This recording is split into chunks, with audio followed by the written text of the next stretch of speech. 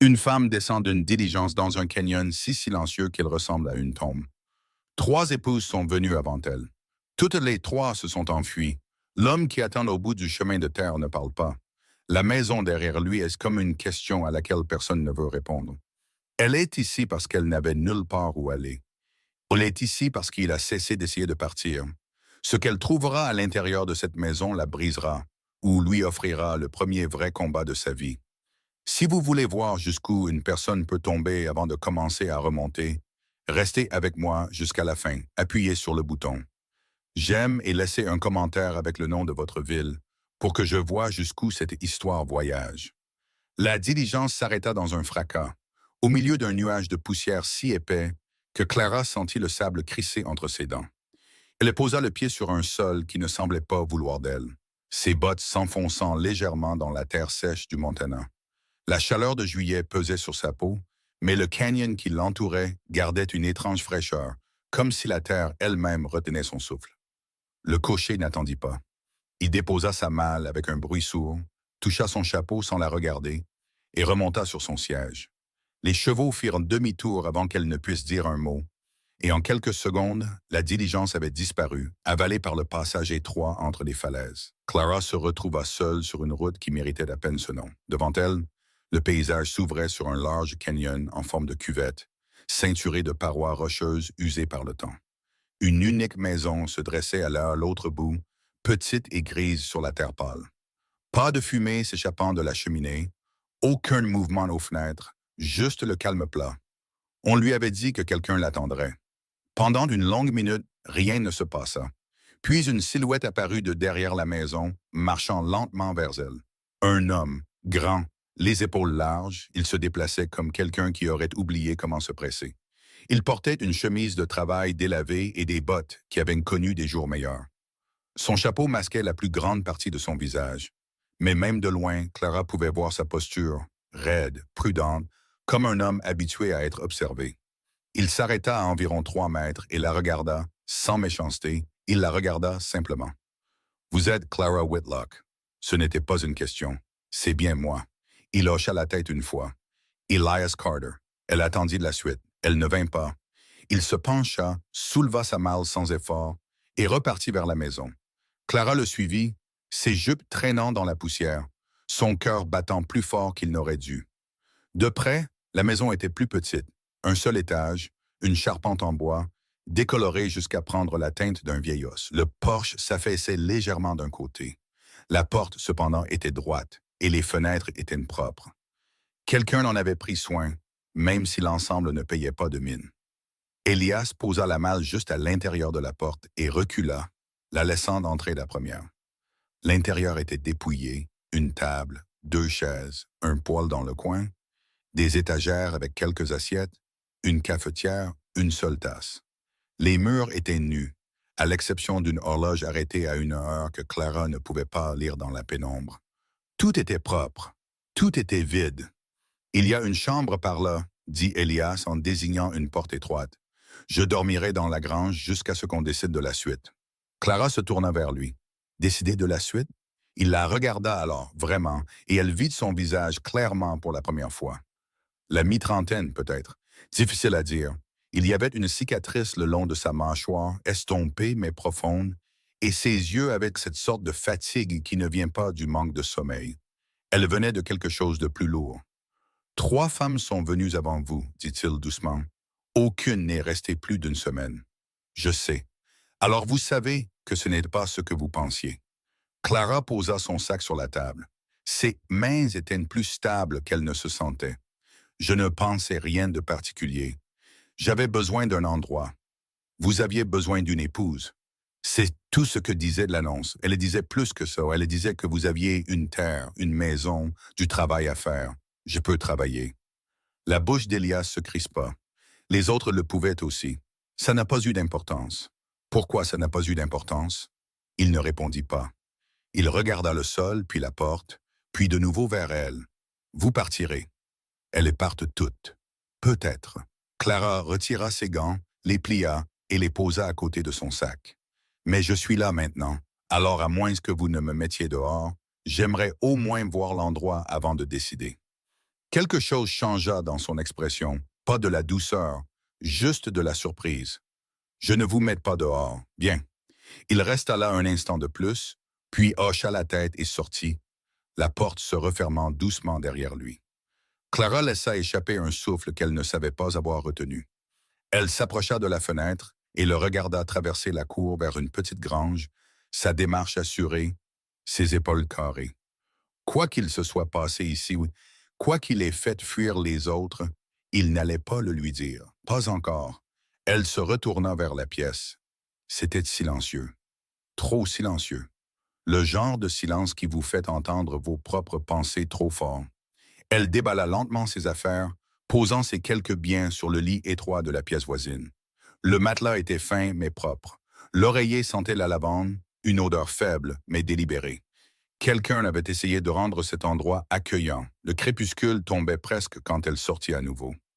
Le canyon était devenu doré, les falaises brillant dans la faible lumière. Elias était près de la grange, en train de fendre du bois. Chaque coup de hache était précis, contrôlé, les bûches tombant en deux moitiés nettes. Clara se dirigea vers lui, ses bottes crissant sur le gravier.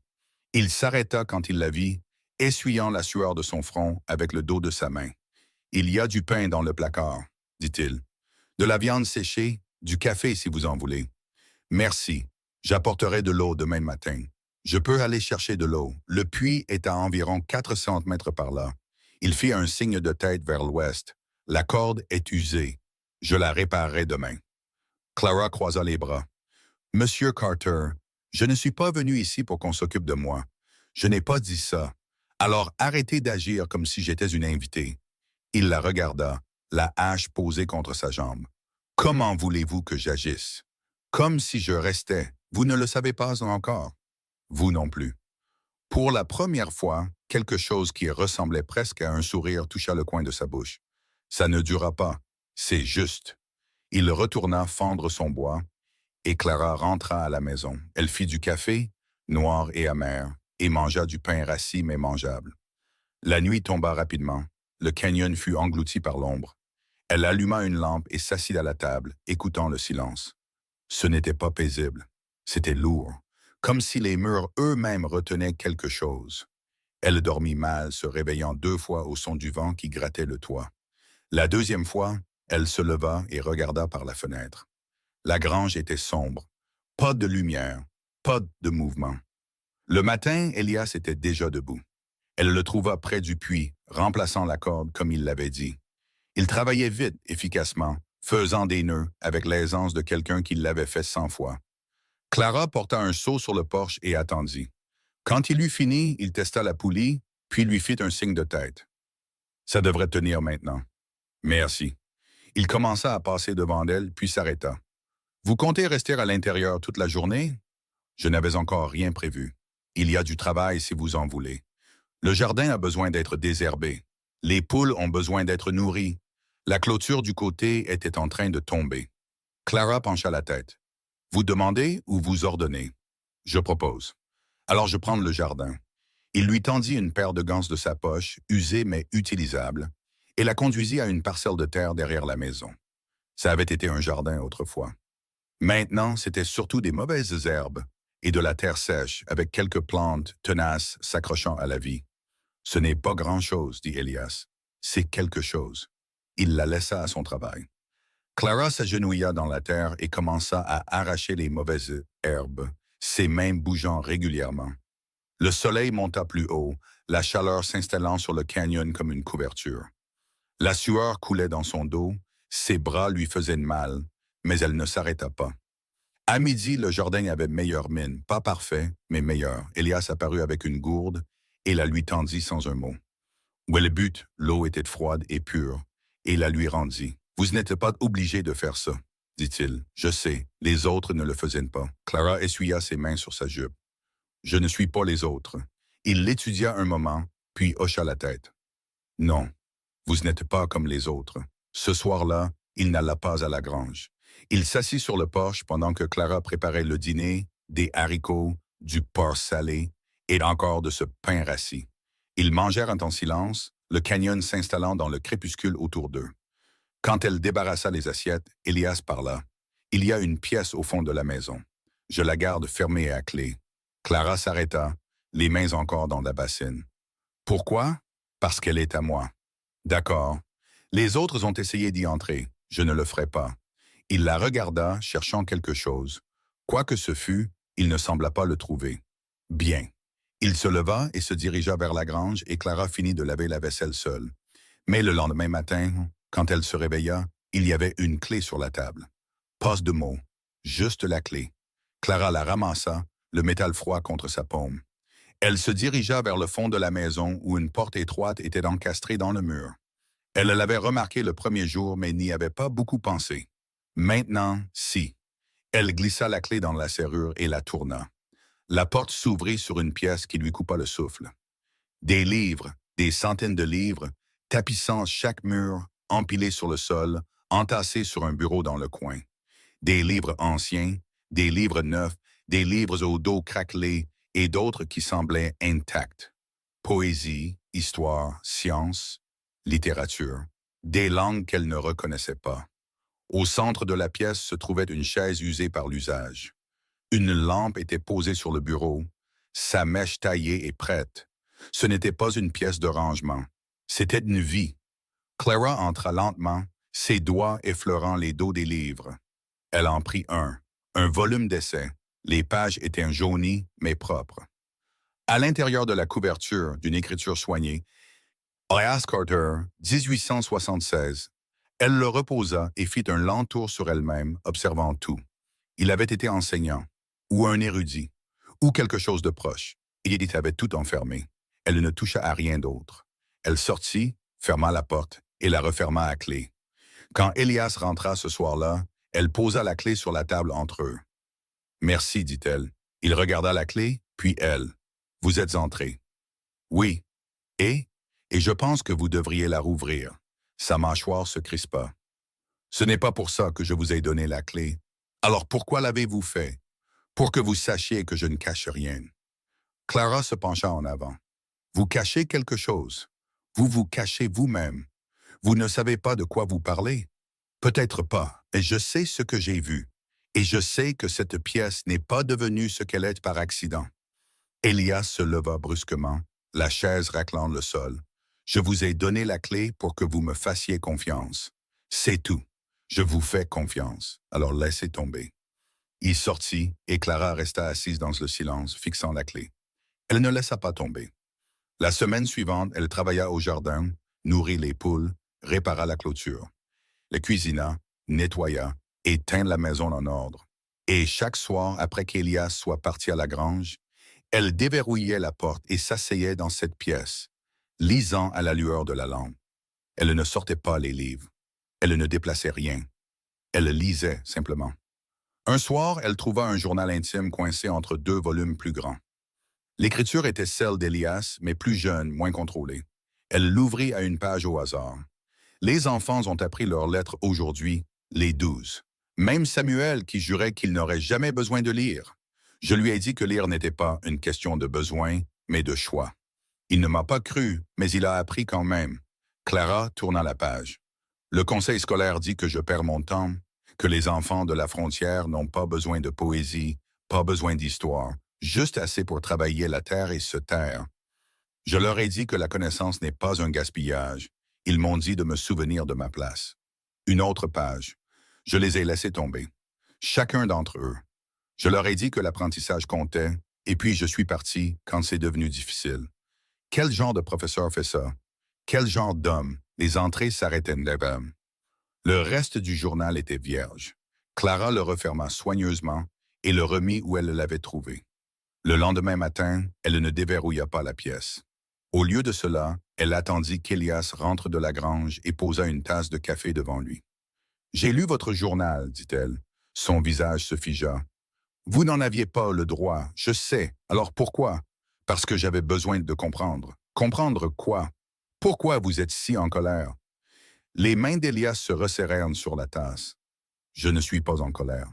Si vous l'êtes, vous êtes en colère contre vous-même, et vous êtes resté assis dedans si longtemps que vous avez oublié ce que c'est que de ressentir autre chose. » Il se leva, la chaise raclant à nouveau. « Vous ne me connaissez pas. Je sais que vous étiez enseignant. Je sais que ça vous tenait à cœur. Et je sais que quelque chose s'est passé qui vous a fait arrêter. Ça n'a pas d'importance. Si vous comptez passer le reste de votre vie à vous cacher dans un canyon. Je ne me cache pas. Alors qu'est-ce que vous faites? Il ne répondit pas.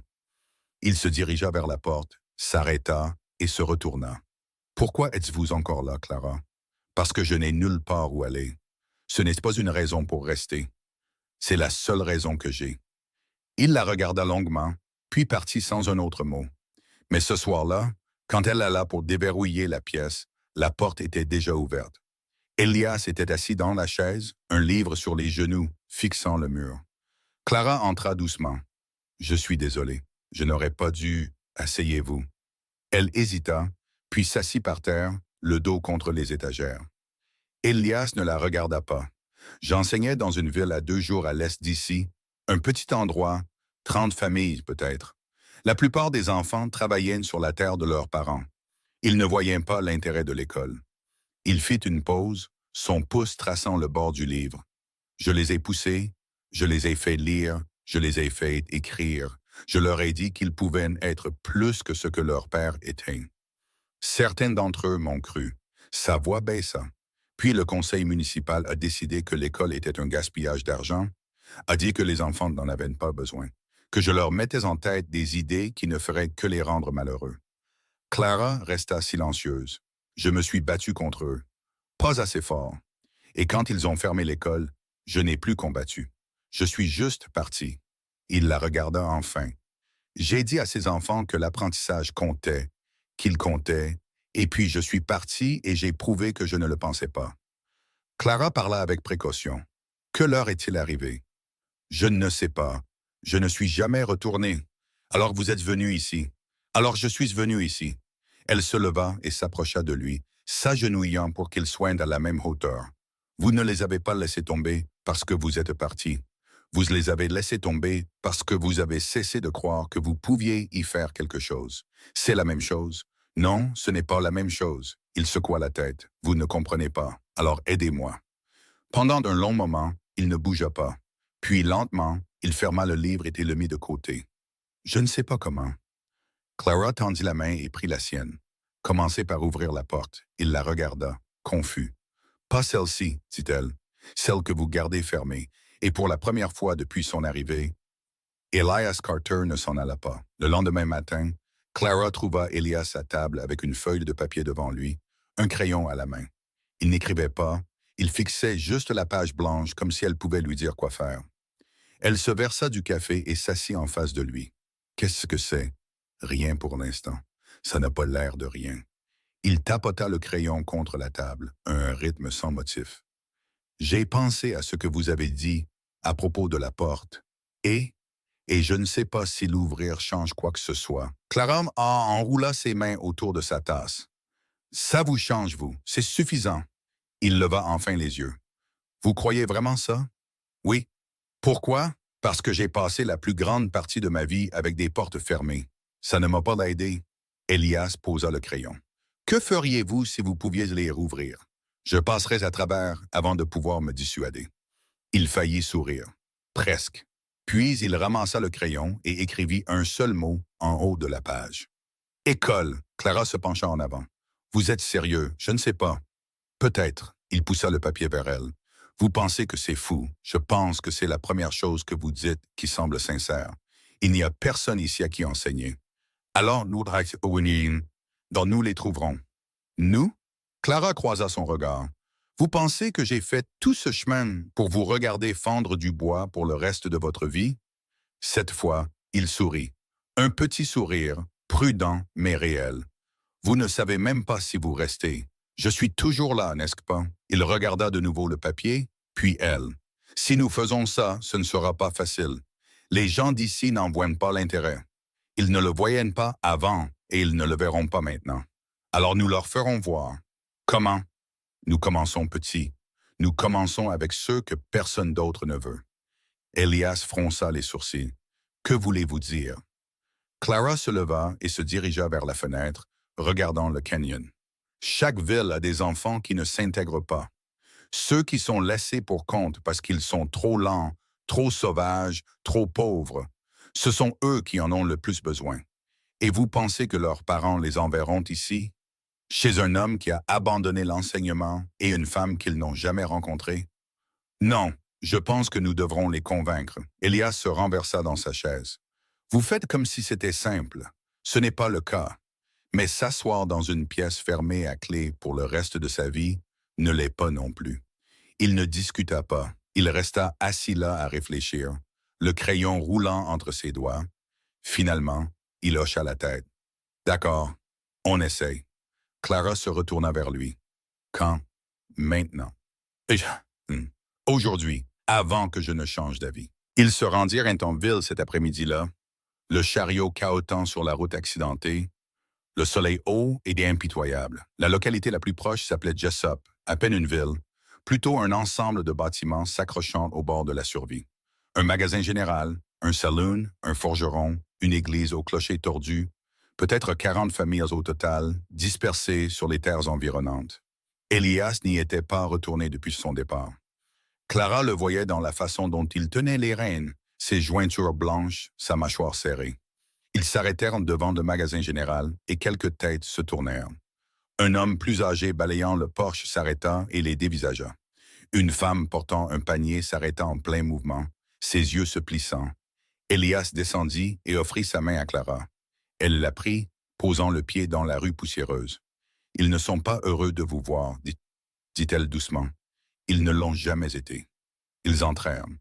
Le magasin était moribondé, les étagères remplies de marchandises qui semblaient être là depuis l'ouverture. L'homme derrière le comptoir était mince, les cheveux gris, avec le genre de visage qui avait oublié comment sourire. « Elias Carter, » dit l'homme d'un ton plat. « Je ne pensais pas que vous oseriez vous remontrer ici. »« Bonjour, Monsieur Brennan. » Les yeux de Brennan se tournèrent vers Clara. « Et qui est-ce? Mon épouse. » Clara. « Épouse? » Brennan le dit comme s'il n'y croyait pas. « Les autres n'ont pas duré longtemps. Elle n'est pas comme les autres, dit Elias. » Brennan grogna et se retourna vers son registre. « Que voulez-vous? Nous cherchons des enfants qui ont besoin d'être scolarisés. » Le grattement du crayon de Brennan s'arrêta. Il leva lentement les yeux. « Vous plaisantez? »« Non. Vous avez abandonné l'enseignement? Vous avez dit à toute la ville que ça ne valait pas la peine de se battre. » J'avais tort. Brennan rit, un rire sec et amer. « Vous aviez tort. Eh bien, ça arrange tout, n'est-ce pas? » Clara s'avança. « Monsieur Brennan, nous ne demandons pas votre approbation. Nous demandons si vous connaissez des enfants qui ne sont pas instruits. Chaque enfant ici apprend ce dont il a besoin, comment travailler, comment survivre. C'est tout ce qu'il y a. Ce n'est pas tout ce qu'il y a, dit Clara. Le visage de Brennan s'assombrit. Vous êtes ici depuis 5 minutes et vous pensez savoir mieux que des gens qui ont vécu ça toute leur vie? Je pense que je sais ce que c'est que de grandir en s'entendant dire qu'on ne mérite pas plus. Et je pense que vous devriez partir avant de me faire perdre plus de temps. » Elias posa une main sur le bras de Clara. « Viens. » Ils partirent sans un autre mot. Dehors, la rue semblait plus chaude, les regards plus lourds. « Ça s'est bien passé, » dit Elias d'un ton sec. « Il a peur. De quoi? » « Que nous ayons raison.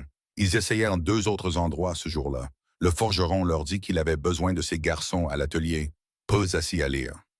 La femme d'un fermier dit que ses filles n'avaient pas besoin d'école pour savoir comment tenir une maison. Chaque porte à laquelle ils frappèrent se referma un peu plus vite que la précédente. Au moment où ils reprirent le chemin du canyon, le soleil était bas et aucun d'eux n'avait parlé depuis 1 heure. Claire rompit finalement le silence. « On n'abandonne pas. » « Je n'ai pas dit ça. Vous le pensez. » Elias la regarda. « Vous êtes toujours aussi têtu? » « Seulement quand ça compte. » Il faillit rire, alors nous avons des ennuis. Ce soir-là, Clara s'assit à la table avec une liste qu'elle avait commencée. Des noms de familles à qui ils avaient parlé. Des noms d'enfants qu'elle avait vus en ville, les silencieux, les agités, ceux qui semblaient attendre que quelque chose se passe. Elias entra de la grange et vit la liste. « Qu'est-ce que c'est? » « Un plan. Nous n'avons pas de plan. Maintenant, si. » Elle tapota le papier. « Nous ne pouvons pas convaincre les parents, alors nous convaincrons les enfants. » « Comment? » « Nous commençons à enseigner, ici même. Quiconque se présente, nous lui enseignons. » Elias s'assit en face d'elle. « Et si personne ne se présente, alors nous irons les trouver. Il secoua la tête, mais il y avait quelque chose de différent dans ses yeux. Pas de l'espoir, exactement, mais quelque chose de proche. Le lendemain, Clara retourna seule à Jessup. Elias avait protesté, disant que ce n'était pas sûr qu'elle ne connaissait pas les gens. Elle lui dit que c'était exactement pour ça qu'elle devait y aller. Elle trouva un groupe d'enfants près de la lisière de la ville, jouant dans la terre avec des bâtons et des pierres. 6 d'entre eux, âgés d'environ 5 à 12 ans. Aucun d'eux ne semblait avoir un autre endroit où être. Clara s'approcha lentement, les mains ouvertes, la voix calme. « Vous aimez toutes les histoires? » Le plus âgé leva les yeux, méfiant. « Qui êtes-vous? » « Clara. J'habite dans le canyon avec mon mari. »« C'est vous qui avez épousé Carter, » dit une fille aux cheveux emmêlés. « Ma maman dit que vous ne durerez pas. Peut-être qu'elle a raison, mais je suis là maintenant. » Clara s'accroupit pour être à leur niveau. J'ai demandé si vous aimiez les histoires. Le plus jeune, un garçon avec de la terre sur le visage et des trous dans ses bottes, hocha la tête. J'aime les histoires. Bien. Alors venez au canyon demain. Je vous en raconterai une. Pourquoi? Demanda surtout le plus âgé. Parce que je pense que vous aimerez. Et si nos parents disent non, savent-ils où vous êtes en ce moment? Les enfants se regardèrent. La réponse était claire. Demain, dit Clara, amenez tous ceux qui veulent écouter. Elle partit avant qu'ils ne puissent protester, avant qu'elle ne puisse douter d'elle-même. L'après-midi suivant, elle attendit sur le porche, un livre sur les genoux, essayant de ne pas avoir l'air de surveiller la route. Elias était assis à côté d'elle, taillant un morceau de bois en rien. Ils ne viennent pas. Laisse-leur le temps. C'est ce que je fais. 1 heure, ça. Puis une autre. Le soleil commença à baisser. Clara était sur le point de rentrer quand elle vit un mouvement sur la route. De petites silhouettes marchant lentement, soulevant la poussière. 4 enfants. Pas 6, mais 4. Le garçon au visage sale, la fille aux cheveux emmêlés, 2 autres que Clara ne reconnaissait pas. Elias posa son couteau. « Je veux bien être damné. » Clara se leva et alla à leur rencontre, son cœur battant plus vite qu'il n'aurait dû. « Vous êtes venus, dit-elle. « Vous avez dit qu'il y aurait une histoire, dit le garçon. Il y en a une. Venez. » Elle les conduisit sur le porche et ils s'assirent en rang, la regardant comme s'ils ne savaient pas à quoi s'attendre. Clara ouvrit le livre, un recueil de contes populaires, vieux et usés, et elle commença à lire. Sa voix était stable, claire, les captivant. Les enfants se penchèrent en avant, les yeux grands ouverts. Quand elle eut fini la première histoire, la fille aux cheveux emmêlés demanda « Y en a-t-il une autre? » « Il y en a tout un livre. Pouvez-vous en lire une autre? » Clara regarda Elias. Il hocha la tête. Elle en lut 3 de plus avant que la lumière ne commence à faiblir. Quand elle ferma finalement le livre, les enfants restèrent immobiles un moment, comme s'ils se réveillaient d'un rêve. « On peut revenir? » demanda le plus jeune garçon. « Quand vous voulez. » Ils partirent alors que le soleil disparaissait derrière les parois du canyon, leur voix s'estompant dans le lointain. Elias se tenait à côté de Clara, les regardant partir. « Tu penses qu'ils le diront à leurs parents? J'espère bien. Et si leurs parents n'aiment pas ça? Alors on s'en occupera. » Mais les enfants revinrent. Le lendemain, ils étaient 5. Le jour d'après, 7. En une semaine, ils étaient 12 à se rassembler sur le porche chaque après-midi, écoutant Clara lire, posant des questions, se disputant pour savoir quelles histoires étaient les meilleures. Elias commença à leur apprendre leurs lettres, grattant l'alphabet dans la terre avec un bâton, les faisant répéter jusqu'à ce qu'ils le sachent par cœur. Clara leur apprit les chiffres, l'arithmétique simple, comment écrire leurs noms. Ce n'était pas une école, pas encore, mais c'était quelque chose. Et puis les ennuis commencèrent. Un après-midi, un homme apparut sur la route, chevauchant à toute allure, le visage rouge de colère. Il descendit de cheval avant que celui-ci ne soit complètement arrêté et se précipita vers le porche où Clara était assise avec les enfants. « Vous !» cria-t-il en la montrant du doigt. « Qu'est-ce que vous croyez faire, bon sang? » Clara se leva lentement. « J'enseigne. Vous remplissez la tête de mon fils de bêtises. Lequel est-ce le vôtre? »« Samuel, viens ici, mon garçon. » Un gamin mince aux cheveux noirs se leva à contre-cœur. Il regarda Clara, puis son père. « Maintenant !» aboya l'homme. Samuel s'approcha, la tête basse. L'homme le saisit par le bras. « Tu ne reviendras pas ici, tu me comprends? Papa, je ne faisais que... » Je me fiche de ce que tu faisais. Tu as du travail à la maison. Clara s'avança. Monsieur Tanner, et je ne me souviens pas vous avoir demandé votre avis. Je ne vous en donne pas. Je dis juste que votre fils est intelligent. Il pourrait... Il pourrait quoi? Lire des livres sophistiqués pendant que la ferme tombe en ruine? Je ne crois pas. Il pourrait avoir le choix. Le visage de Tanner s'assombrit. Vous êtes ici depuis 5 minutes et vous pensez savoir ce dont mon fils a besoin? Je pense qu'il devrait pouvoir décider par lui-même. Il a 10 ans. Il ne décide de rien.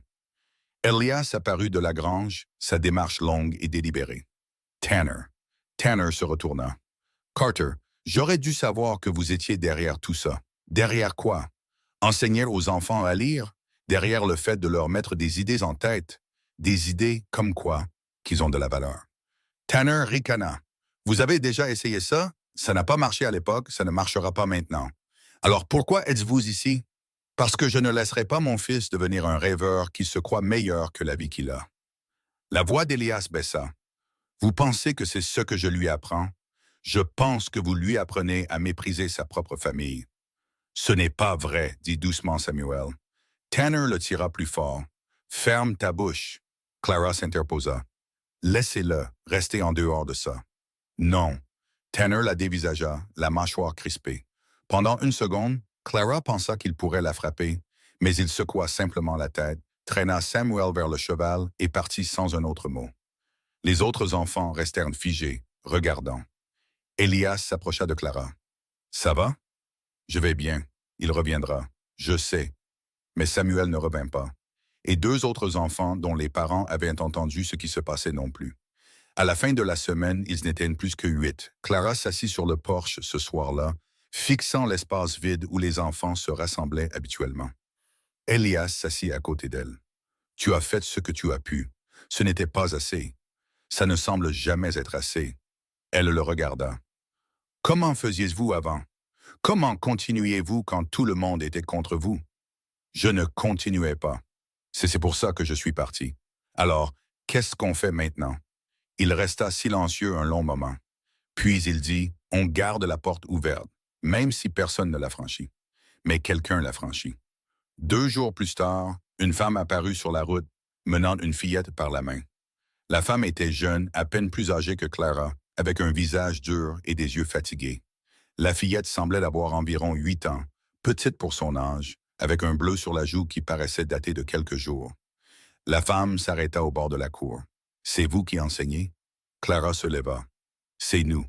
Voici ma fille Lily. Elle a besoin d'apprendre. Nous serions heureux de lui enseigner. » La femme hésita. « Son père ne sait pas que je suis ici. Viendra-t-il la chercher? Probablement, mais elle en a plus besoin qu'elle n'a besoin de son approbation. » Clara regarda la fillette qui fixait le sol, les poings serrés.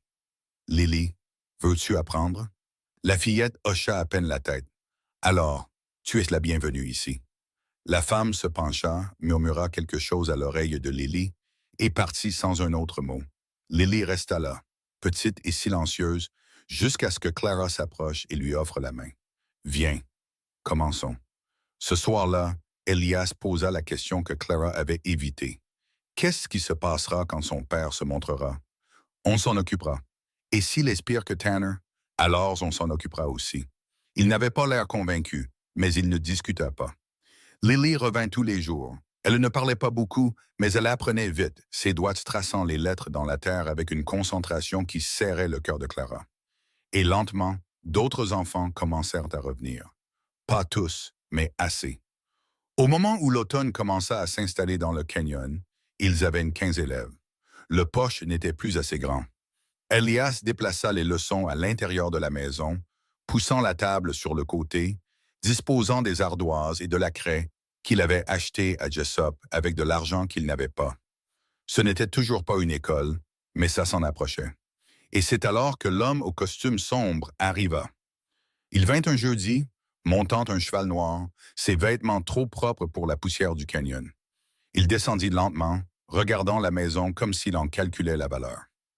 Clara le vit de la fenêtre et sentit quelque chose de froid s'installer dans son estomac. Elias sortit. « Je peux vous aider? » L'homme sourit. Le sourire n'atteignit pas ses yeux. « Je cherche Elias Carter. » Vous l'avez trouvé. Mon nom est Malcolm Greer. Je représente la compagnie de chemin de fer Pacific Western. L'expression d'Elias ne changea pas. Que voulez-vous? Je veux parler de votre terre. Elle n'est pas à vendre. Le sourire de Greer s'élargit. Tout est à vendre, Monsieur Carter. C'est juste une question de prix. Clara sortit sur le porche et les yeux de Greer se tournèrent vers elle. Madame Carter, je présume. Que voulez-vous de notre terre? Demanda Clara. Le chemin de fer s'étend. Ce canyon est sur le tracé de notre future ligne. Nous offrons une compensation équitable à quiconque est prêt à vendre. Nous ne vendons pas, dit Elias. Je comprends l'attachement, mais le chemin de fer arrive, que vous vendiez ou non.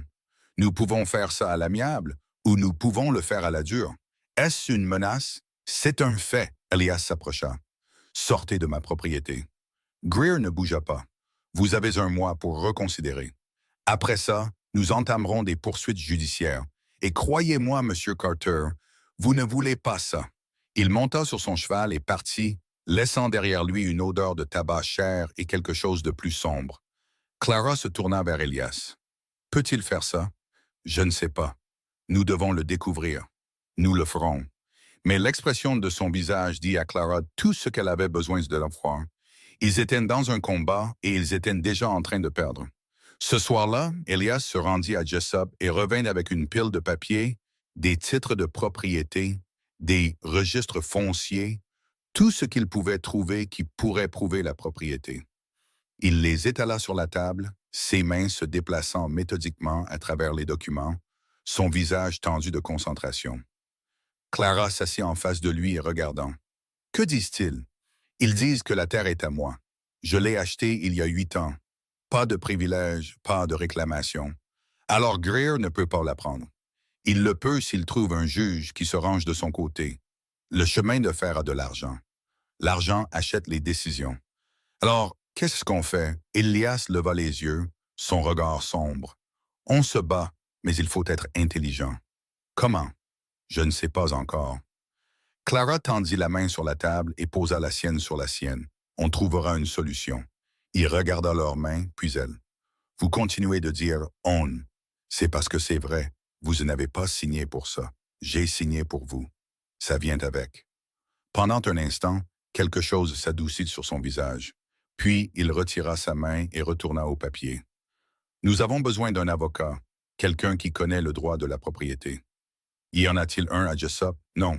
Il faudrait aller à Helena. C'est à 3 jours de cheval, alors on y va. Je ne peux pas laisser les enfants, pas maintenant. Clara se leva. Alors j'irai. Seul? Vous avez une meilleure idée? Il n'en avait pas, et ils le savaient tous les deux. 2 jours plus tard, Clara partit avant l'aube, un cheval emprunté sous elle et une sacoche de documents sur son dos. Elias lui avait donné le nom d'un avocat dont il avait entendu parler. Un homme nommé Whitfield, qui, soi-disant, se fichait de savoir pour qui il travaillait tant qu'on le payait. Le trajet fut long et difficile, le sentier serpentant à travers des collines qui se transformaient en montagnes et vice-versa. Clara ne s'arrêtait que lorsque le cheval avait besoin de repos, dormant dans son sac de couchage sous des étoiles qui semblaient trop grandes et trop indifférentes. Elle atteignit Helena le 3e jour, les jambes endolories, le dos douloureux. La ville était plus grande que Jessup, plus bruyante, pleine de gens qui se déplaçaient avec détermination. Elle trouva le bureau de Whitfield au-dessus d'un magasin de produits secs, un escalier étroit menant à une porte avec son nom peint en lettres délavées. Elle frappa. Une voix appela de l'intérieur. « C'est ouvert. » Le bureau était exigu, encombré de dossiers et de livres empilés en tours précaires. Derrière un bureau était assis un homme d'une 50aine d'années, chauve à l'exception d'une frange de cheveux gris, des lunettes perchées sur son nez. Il leva les yeux d'un registre et fronça les sourcils. « Si vous êtes ici pour un divorce, je ne m'en occupe plus. Je ne suis pas ici pour un divorce. Bien. Alors quoi? » Clara posa la sacoche sur son bureau. « J'ai besoin d'empêcher une compagnie de chemin de fer de prendre ma terre. » Whitfield se renversa dans sa chaise, son expression passant de l'agacement à l'intérêt. « Pacific Western? Comment le saviez-vous? » Parce qu'ils font ça partout sur le territoire, achetant des terres, et quand les gens ne veulent pas vendre, ils trouvent des moyens de les prendre quand même. Peuvent-ils faire ça? Légalement, non. Mais la légalité n'a pas toujours d'importance quand on a assez d'argent pour que les juges regardent ailleurs. L'estomac de Clara se serra. Alors, il n'y a rien que nous puissions faire. Je n'ai pas dit ça. Whitfield ouvrit la sacoche et sortit les papiers, les parcourant rapidement. Votre titre de propriété est solide. Pas de lacunes, pas d'irrégularité. C'est une bonne chose, alors nous pouvons les combattre. Vous pouvez essayer, mais ça vous coûtera cher. Combien? Il nomma un chiffre qui coupa le souffle de Clara. Elle n'en avait pas de la moitié. Elias non plus. Je n'ai pas ça, dit-elle doucement. Whitfield soupira et posa les papiers. Alors je ne peux pas vous aider. Il doit y avoir un autre moyen. Il n'y en a pas. Pas un qui fonctionne. Clara se leva, ses mains agrippant le bord du bureau. Nous dirigeons une école pour des enfants qui n'ont rien. Si le chemin de fer prend notre terre, ces enfants perdent les seules chances qu'ils ont. C'est malheureux, mais ça ne change pas la loi. Vous avez dit que la loi n'a pas d'importance quand l'argent est en jeu. Alors, qu'est-ce qui compte? Whitfield l'étudia, ses yeux vifs derrière les lunettes. L'opinion publique. Si vous pouvez faire assez de bruit, faire en sorte que le chemin de fer ait mauvaise presse, parfois il recule. Pas souvent, mais parfois. Comment fait-on ça? Vous mettez les gens de votre côté, vous faites en sorte qu'ils s'en soucient. Et s'ils ne s'en soucient pas, alors vous perdez. Clara quitta le bureau avec les papiers toujours dans sa sacoche et un poids sur la poitrine qui n'était pas là avant. Elle passa la nuit dans une pension, allongée, éveillée, fixant le plafond, essayant de trouver quoi faire. Au moment où elle retourna au canyon, elle n'avait toujours pas de réponse. Elias la rejoignit au bord de la propriété, le visage tendu d'inquiétude. « Tu es en retard. Je pensais que quelque chose était arrivé. »« Je vais bien, » qu'a dit l'avocat. Clara descendit de cheval et lui raconta tout. Quand elle eut fini, Elias resta silencieux un long moment. « Donc, nous avons besoin d'argent que nous n'avons pas, ou nous devons retourner l'opinion publique contre une entreprise qui possède la moitié du territoire. C'est à peu près ça. » Il rit, un rire amer et sec. « Nous sommes finis, non? » « Clara, nous ne pouvons pas gagner ça. Nous ne le savons pas encore. Si nous le savons, il se tourna et se dirigea vers la maison, les épaules rigides. Clara le suivit. « Alors quoi? Tu abandonnes? Je suis réaliste. Tu es un lâche. » Il se retourna brusquement, les yeux flamboyants. « Ne dis pas ça. Tu es parti avant parce que c'est devenu difficile. Tu vas le refaire? Ce n'est pas la même chose. C'est exactement la même chose. Tu as peur, alors tu abandonnes. J'ai peur parce que je sais comment ça se termine. On se bat, on perd, et ces enfants se retrouvent dans une situation pire qu'au début, où on se bat et on leur donne quelque chose qui vaut la peine de se battre. » La mâchoire d'Elias se crispa. « Tu ne comprends pas ce que tu demandes. Alors dis-le-moi. » Il resta silencieux, les poings serrés. Puis doucement, la dernière fois que je me suis battu pour quelque chose comme ça, j'ai tout perdu. L'école, la ville, ma réputation. J'ai passé 2 ans dans ce canyon à me convaincre que ça n'avait pas d'importance, que je n'avais pas d'importance. Et puis tu es arrivé et tu m'as fait croire que je pouvais réessayer. Alors essaie. Et quand nous perdrons, quand ils prendront la terre et fermeront l'école, et que ces enfants retourneront à rien, alors quoi? Alors au moins nous aurons essayé. Il secoua la tête. Ce n'est pas assez. Ça doit l'être. Mais Clara pouvait le voir dans ses yeux. Il ne la croyait pas. Le lendemain matin, elle se réveilla et le trouva parti. La grange était vide, le cheval manquant. Il avait laissé un mot sur la table. Parti en ville. De retour ce soir. Clara froissa le mot et le jeta dans le poêle. Elle passa la journée à y enseigner aux enfants seuls, sa voix stable même si ses mains tremblaient. Ils ne demandèrent pas où était Elias. Peut-être qu'ils sentaient qu'elle ne voulait pas en parler. Quand les leçons se terminèrent et que les enfants partirent, Clara s'assit sur le porche et attendit. Elias revint juste avant la tombée de la nuit, chevauchant lentement, son visage indéchiffrable.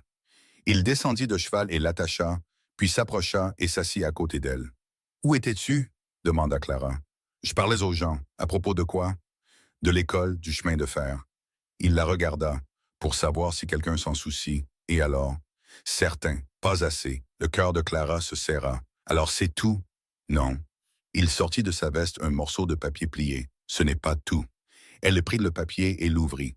C'était une pétition, écrite à la main avec peut-être 20 signatures en bas, des noms qu'elle ne reconnaissait pas. « Qu'est-ce que c'est? » des familles qui veulent que l'école reste ouverte. Pas beaucoup, mais c'est un début. Clara fixa les noms, la gorge serrée. Tu as fait ça. Nous l'avons fait. Elle le regarda et pour la première fois depuis des jours, elle vit autre chose que la défaite dans ses yeux. Ce n'est pas assez pour arrêter le chemin de fer, dit-il, mais c'est assez pour montrer que nous ne sommes pas seuls. Clara plia le papier avec soin. Alors on continue, on continue. Mais continuer devint plus difficile. Une semaine plus tard, Greer revint, cette fois avec deux hommes que Clara ne reconnaissait pas. Ils arpentèrent la limite de la propriété, prenant des notes, mesurant des distances, marquant des arbres avec de la peinture. Elias regardait depuis le porche, ses mains agrippant la rampe si fort que ses jointures blanchirent. Quand ils eurent en fini, Greer s'approcha, son sourire aussi froid qu'avant. Juste un arpentage, Monsieur Carter, pour être sûr de savoir exactement ce que nous prenons. Vous ne prenez rien. Les tribunaux en décideront, mais je commencerai à penser à où vous allez déménager. Vous avez 3 semaines. Elias descendit du porche. Sortez de ma terre. Le sourire de Greer s'élargit. Ce n'est plus votre terre pour longtemps. Un des hommes avec lui, un grand type avec une cicatrice sur le nez, s'avança. Tu as un problème, Carter. Clara apparut dans l'embrasure de la porte. Elias, il ne bougea pas. Elias, dit-elle à nouveau, plus sèchement. Il recula, la mâchoire serrée. Greer toucha son chapeau. Choix intelligent. Puis lui et ses hommes partirent, laissant les marques de peinture sur les arbres comme des cicatrices. Ce soir-là, Elias ne parla pas. Il s'assit à la table, fixant le vide, ses mains à plat sur le bois. Clara s'assit à côté de lui. Nous n'avons pas encore fini. Ils ont marqué la propriété. Ça veut dire qu'ils ont déjà l'approbation du tribunal. Alors on fait d'appel. Avec quoi? On n'a pas d'argent pour un avocat. Alors on va voir les journaux. On rend ça public. Et on dit quoi? Qu'une grande entreprise prend la terre d'un professeur raté et de sa femme? Personne ne s'en soucie. Clara frappa sa main sur la table. Arrête ça. Il la regarda, surpris. Arrête d'agir comme si c'était déjà fini. Tu veux abandonner? Très bien, mais ne m'entraîne pas dans ta chute. Je ne t'entraîne nulle part. Tu peux partir quand tu veux. Je ne me pars pas. Alors tu es une idiote. Peut-être. Mais je suis une idiote qui n'abandonne pas. Ils se regardèrent, le silence épais et étouffant. Finalement, Elias se leva et sortit. Clara resta seule dans le silence, les mains tremblantes, la poitrine douloureuse. Elle ne le revit pas avant l'après-midi suivant, quand il revint avec de la boue sur ses bottes et l'épuisement dans les yeux. « Où étais-tu? » demanda-t-elle. « Je parlais aux familles, celles qui ont signé la pétition. Et la plupart d'entre elles ont peur. Le chemin de fer leur a mis la pression, menaçant de couper les voies d'approvisionnement, d'augmenter les prix au magasin. Tanner a retiré sa signature. Et les autres, ils tiennent bon pour l'instant. » Clara s'approcha. « Elias, on ne peut pas faire ça seul. »« Je sais. Alors j'en ai besoin d'aide, de vraie aide. » Il la regarda et elle vit quelque chose se briser dans son expression. « Il y a quelqu'un à qui je n'ai pas parlé depuis des années. Qui? Il s'appelle Daniel Pierce. Il était au conseil scolaire dans la ville où j'enseignais. Il s'est battu pour garder l'école ouverte quand les autres voulaient la fermer. Il a perdu, mais il a essayé. Tu penses qu'il aidera maintenant? Je ne sais pas, mais c'est la seule personne à qui je peux penser qui pourrait le faire. Où est-il? La dernière fois que j'ai entendu parler de lui, il était à Butte. Il dirigeait un journal. Clara sentit une lueur d'espoir. Un journal, c'est parfait. Ça fait 8 ans. Il ne se souvient peut-être même plus de moi. Il n'y a qu'une seule façon de le savoir. Elias resta silencieux un long moment, puis il hocha la tête. « J'irai demain. Nous irons demain. » Clara déglutit. « Nous. Tu ne fais plus ça seul. » Il sembla vouloir protester, mais il ne le fit pas. Ils partirent à l'aube, le chariot chargé de provisions et du reste de leurs économies. Le trajet jusqu'à Butte prit 2 jours. Le paysage passant du canyon aux collines, puis au désordre tentaculaire d'une ville minière qui semblait avoir été construite à la hâte et jamais terminée. Le bureau du journal était dans une rue latérale, coincé entre un saloon et une pension. L'enseigne au-dessus de la porte indiquait « Butte Independent » en lettres qui avaient connu des jours meilleurs. Elias hésita à la porte. Clara la poussa. À l'intérieur, l'air sentait l'encre et le café. Une presse d'imprimerie se trouvait dans le coin, silencieuse. Un homme se tenait à un bureau, triant une pile de papier. Il leva les yeux quand ils entrèrent et son visage se figea. Elias Carter. Elias s'avança. Daniel. Pierce était plus âgé que ce que Clara attendait. Des tempes grisonnantes, des rides autour des yeux, mais son regard était vif, évaluateur. J'ai entendu dire que tu avais disparu, dit Pierce. Je pensais que tu étais peut-être mort. Presque. Et maintenant tu es là. Pourquoi? Elias jeta un coup d'œil à Clara, puis de nouveau à Pierce. J'ai besoin de ton aide. Pierce posa les papiers. Pourquoi faire? Pour empêcher une compagnie de chemin de fer de voler des terres. Les sourcils de Pierce se levèrent. C'est une sacrée première conversation après 8 ans. Je sais. Pourquoi devrais-je t'aider? Parce que tu as essayé de te battre pour quelque chose une fois. Et même si tu as perdu, tu as continué à te battre. Moi non. Je suis parti, et je l'ai regretté chaque jour depuis. Pierce l'étudia, son expression indéchiffrable. Puis il regarda Clara. Et qui êtes-vous? Sa femme. Vous savez dans quoi vous vous engagez? Oui. Pierce s'adossa au bureau, croisant les bras. D'accord, racontez-moi tout. Ils lui racontèrent l'école, les enfants, Greer et le chemin de fer, les menaces, la pression. Clara sortit la pétition et la lui tendit. Pierce la lut lentement, sa bouche une ligne fine. Quand ils eurent fini, il posa la pétition. C'est grave, on sait, dit Elias. Non, je veux dire que c'est pire que vous ne le pensez. Pacific Western fait ça partout. Ils ont des relations dans les tribunaux, la législature, même le bureau du gouverneur. Vous ne vous battez pas seulement contre une entreprise. Vous vous battez contre un système. Donc on ne peut pas gagner, dit Clara. Je n'ai pas dit ça. Pierce se dirigea vers la presse et passa la main dessus. Mais si vous allez vous battre, vous devez vous battre intelligemment. Vous avez besoin que les gens s'en soucient. Et la seule façon de les faire s'en soucier, c'est de leur montrer ce qui est en jeu. Comment? Demanda Elias. Pierce se retourna vers eux. Vous me laissez écrire à ce sujet. Tout. L'école, les enfants, les menaces. Je le publie dans le journal et j'envoie des copies à tous les rédacteurs que je connais sur le territoire. On rend ça public, on fait du bruit. Et si ça ne marche pas, alors au moins les gens sauront que vous avez essayé. Clara regarda Elias. Il la regarda et elle vit la peur dans ses yeux. Mais elle vit aussi autre chose. Une étincelle. Petite, fragile, mais là. Fais-le, dit Elias. Pierce hocha la tête. J'aurais besoin de détails, de noms, de dates, de tout ce que vous avez.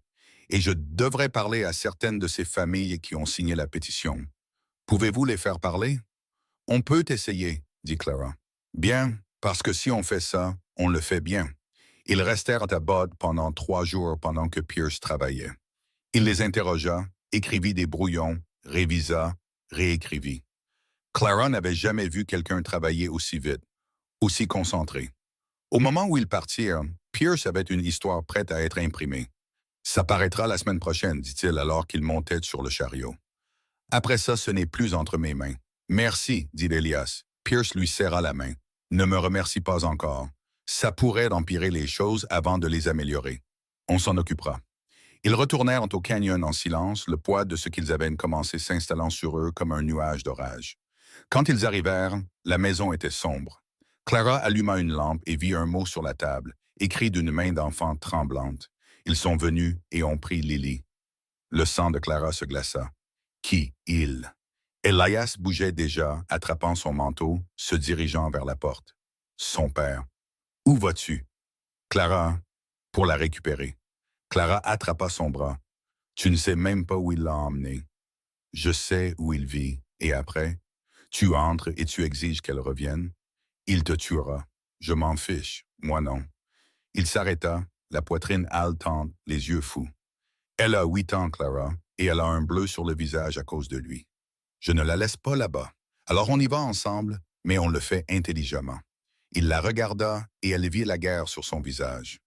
Le besoin d'agir, de réparer, de la sauver, et la connaissance que se précipiter pourrait tout empirer. On y va ensemble, dit à nouveau Clara, et on amène de l'aide. Qui? Les familles, celles qui ont signé la pétition. S'ils voient ce qui arrive à Lily, peut-être qu'ils se lèveront enfin. La mâchoire d'Elias se crispa, mais il hocha la tête. Ils se rendirent à Jessup cette nuit-là, frappant aux portes. réveillant les familles, leur racontant ce qui s'était passé.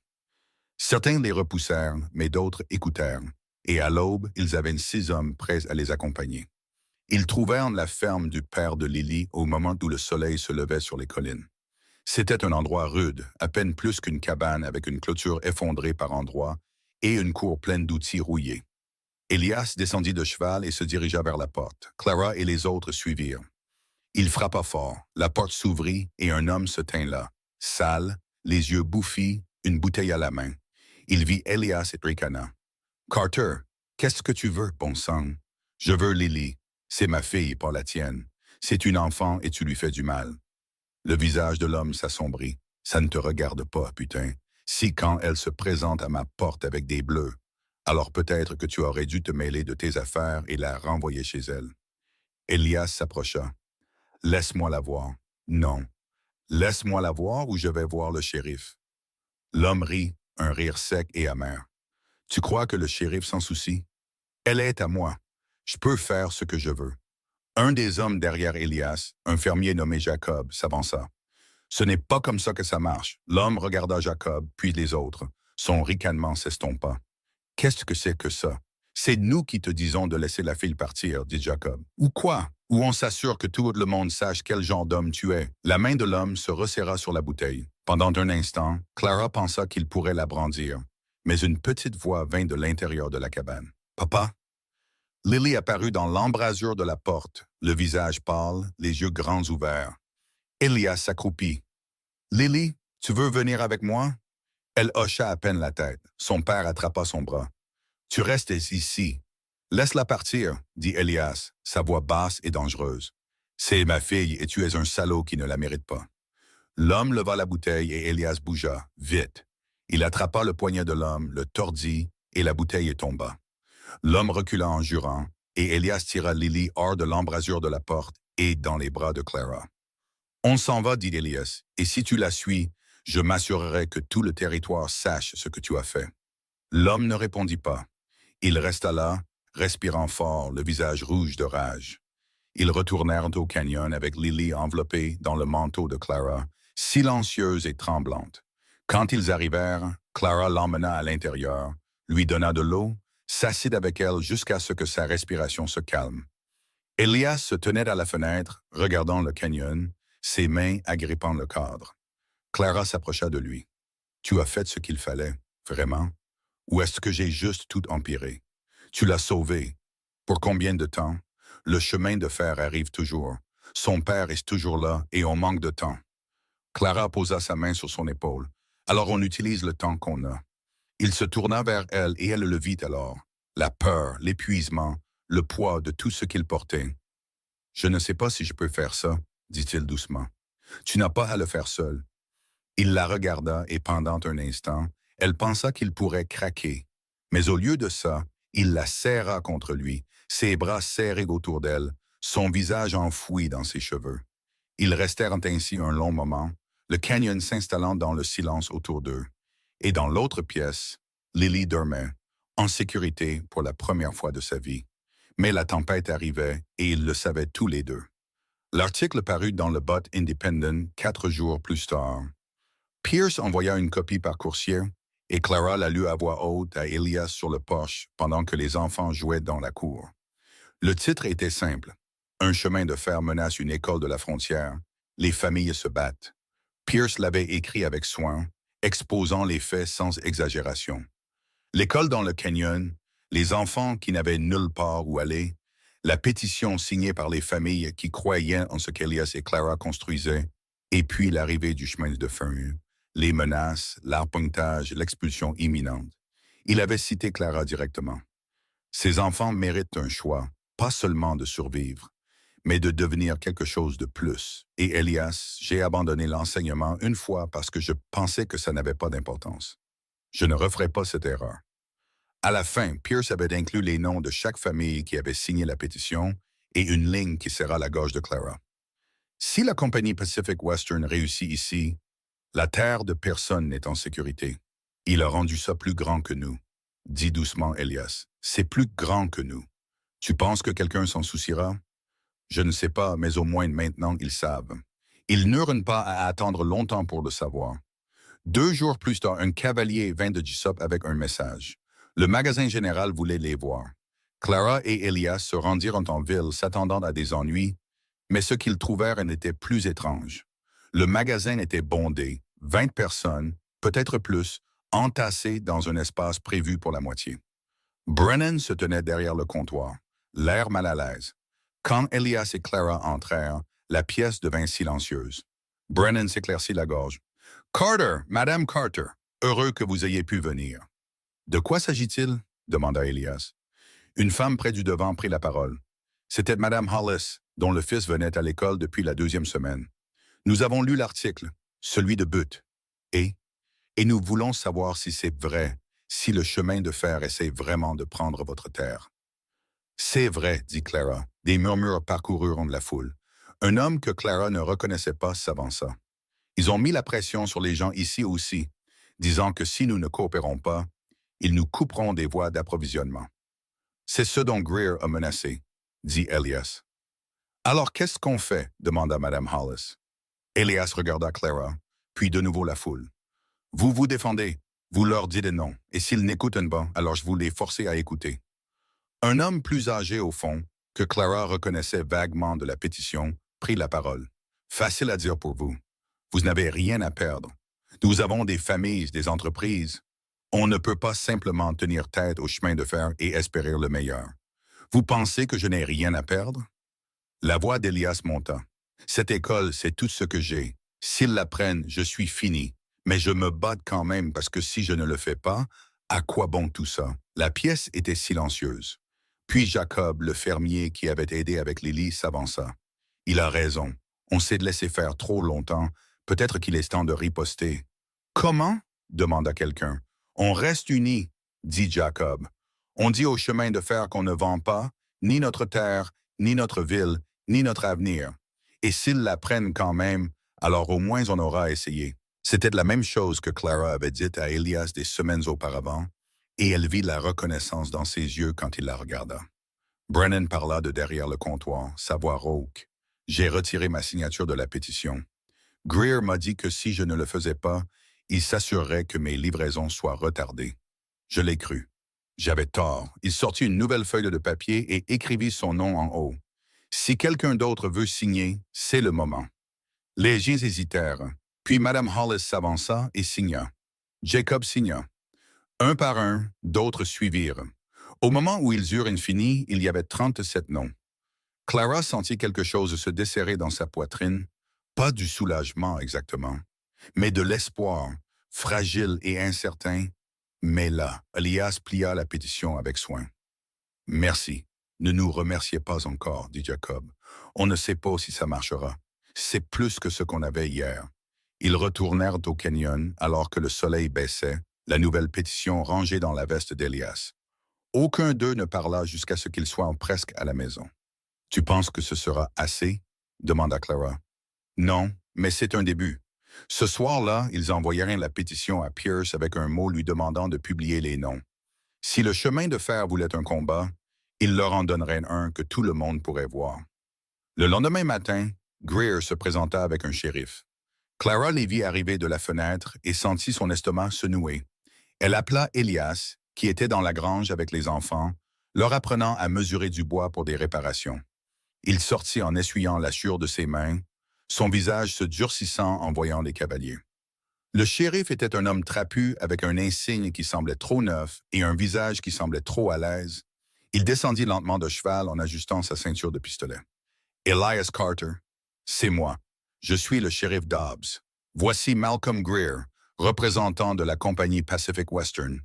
Nous sommes ici pour une affaire officielle. » « Quelle affaire? » Dobbs sortit un papier plié de sa veste. « C'est une ordonnance du tribunal. Elle dit que vous avez 2 semaines pour quitter la propriété. » Clara sortit sur le poche. « Pour quel motif? »« Expropriation pour cause d'utilité publique. Le chemin de fer a des droits sur la terre pour un usage public. »« Cette terre n'est pas pour un usage public, » dit Elias. « C'est pour le profit. Ce n'est pas mon travail de décider ça. Mon travail est de faire appliquer l'ordonnance. Et si on ne part pas, alors je reviens avec des adjoints et je vous expulse par la force. » Greer sourit de ce même sourire froid que Clara avait déjà vu. Ce n'est rien de personnel, Monsieur Carter.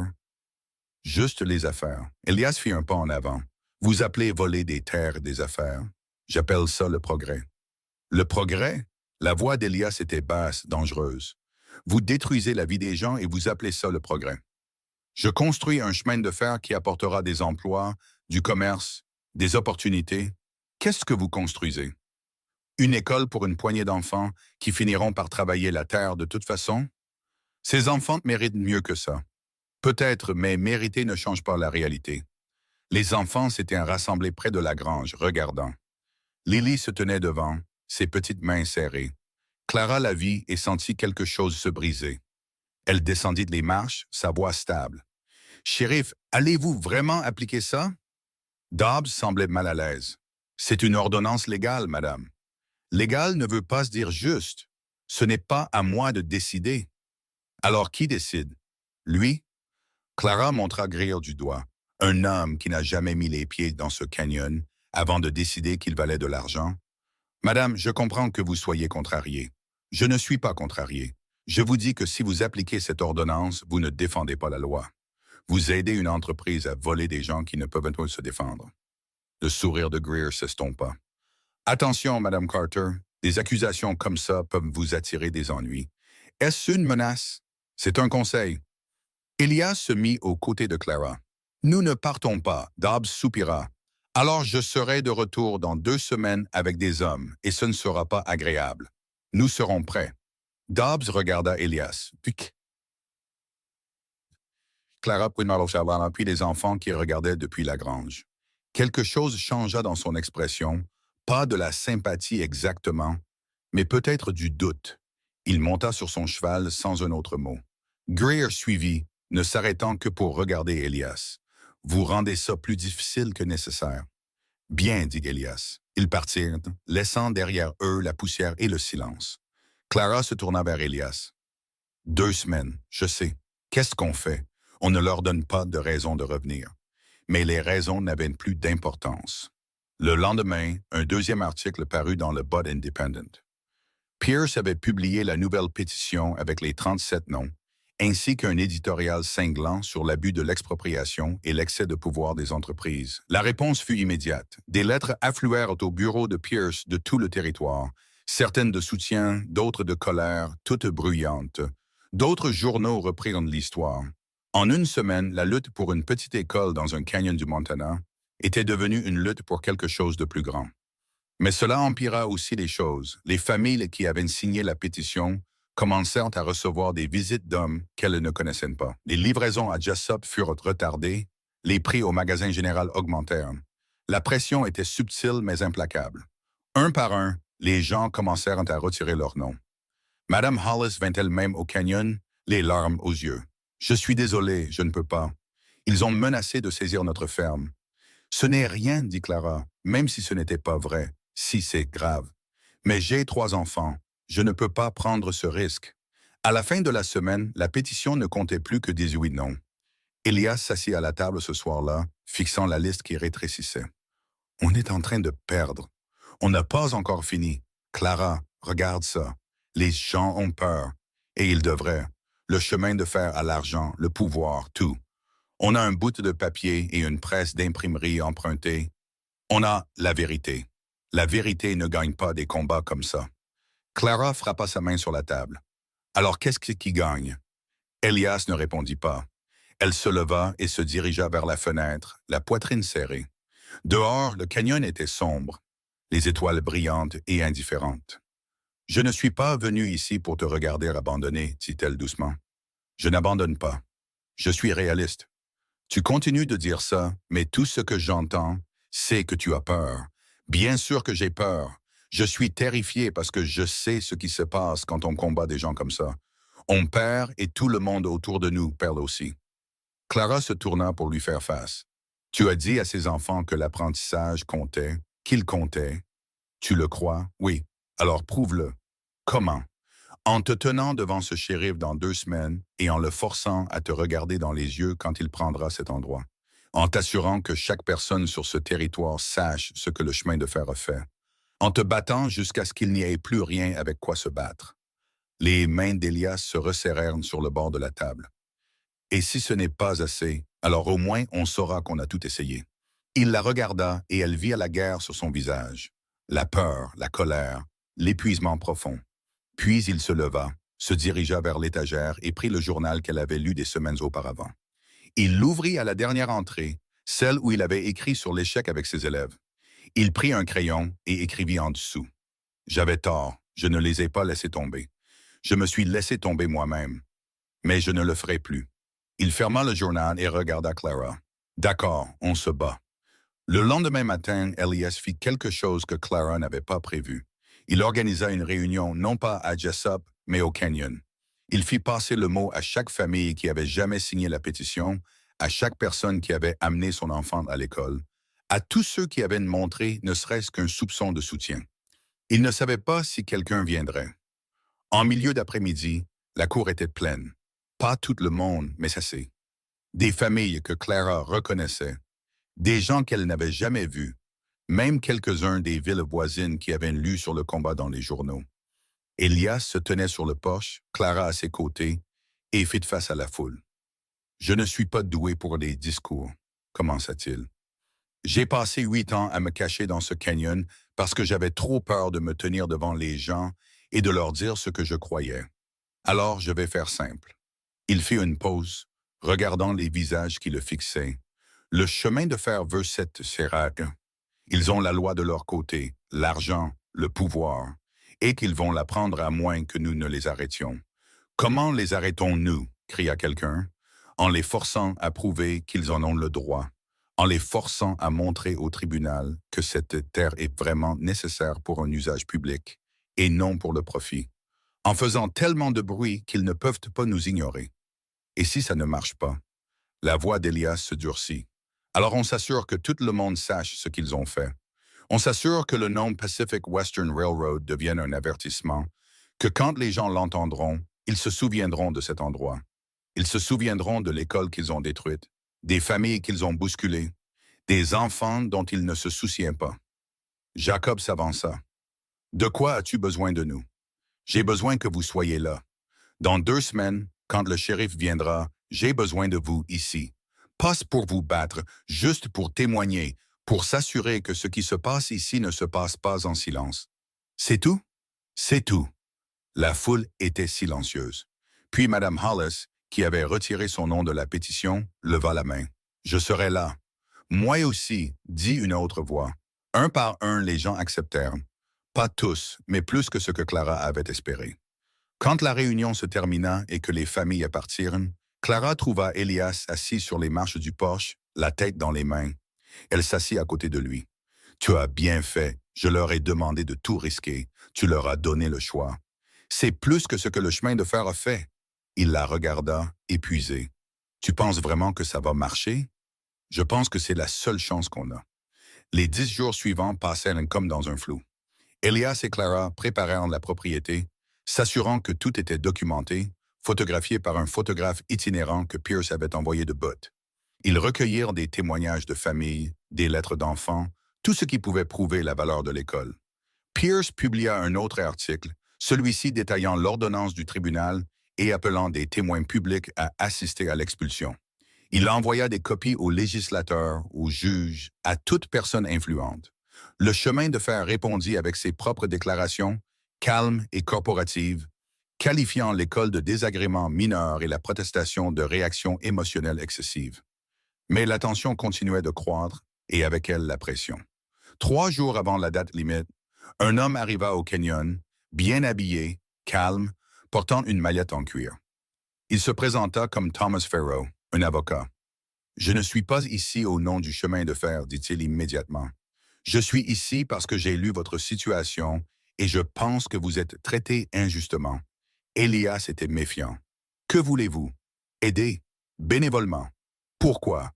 Parce que je suis fatigué de voir des entreprises comme Pacific Western écraser des gens qui n'ont pas les moyens de se défendre. » Clara s'avança. « Pouvez-vous arrêter l'expulsion? Probablement pas. Mais je peux la ralentir.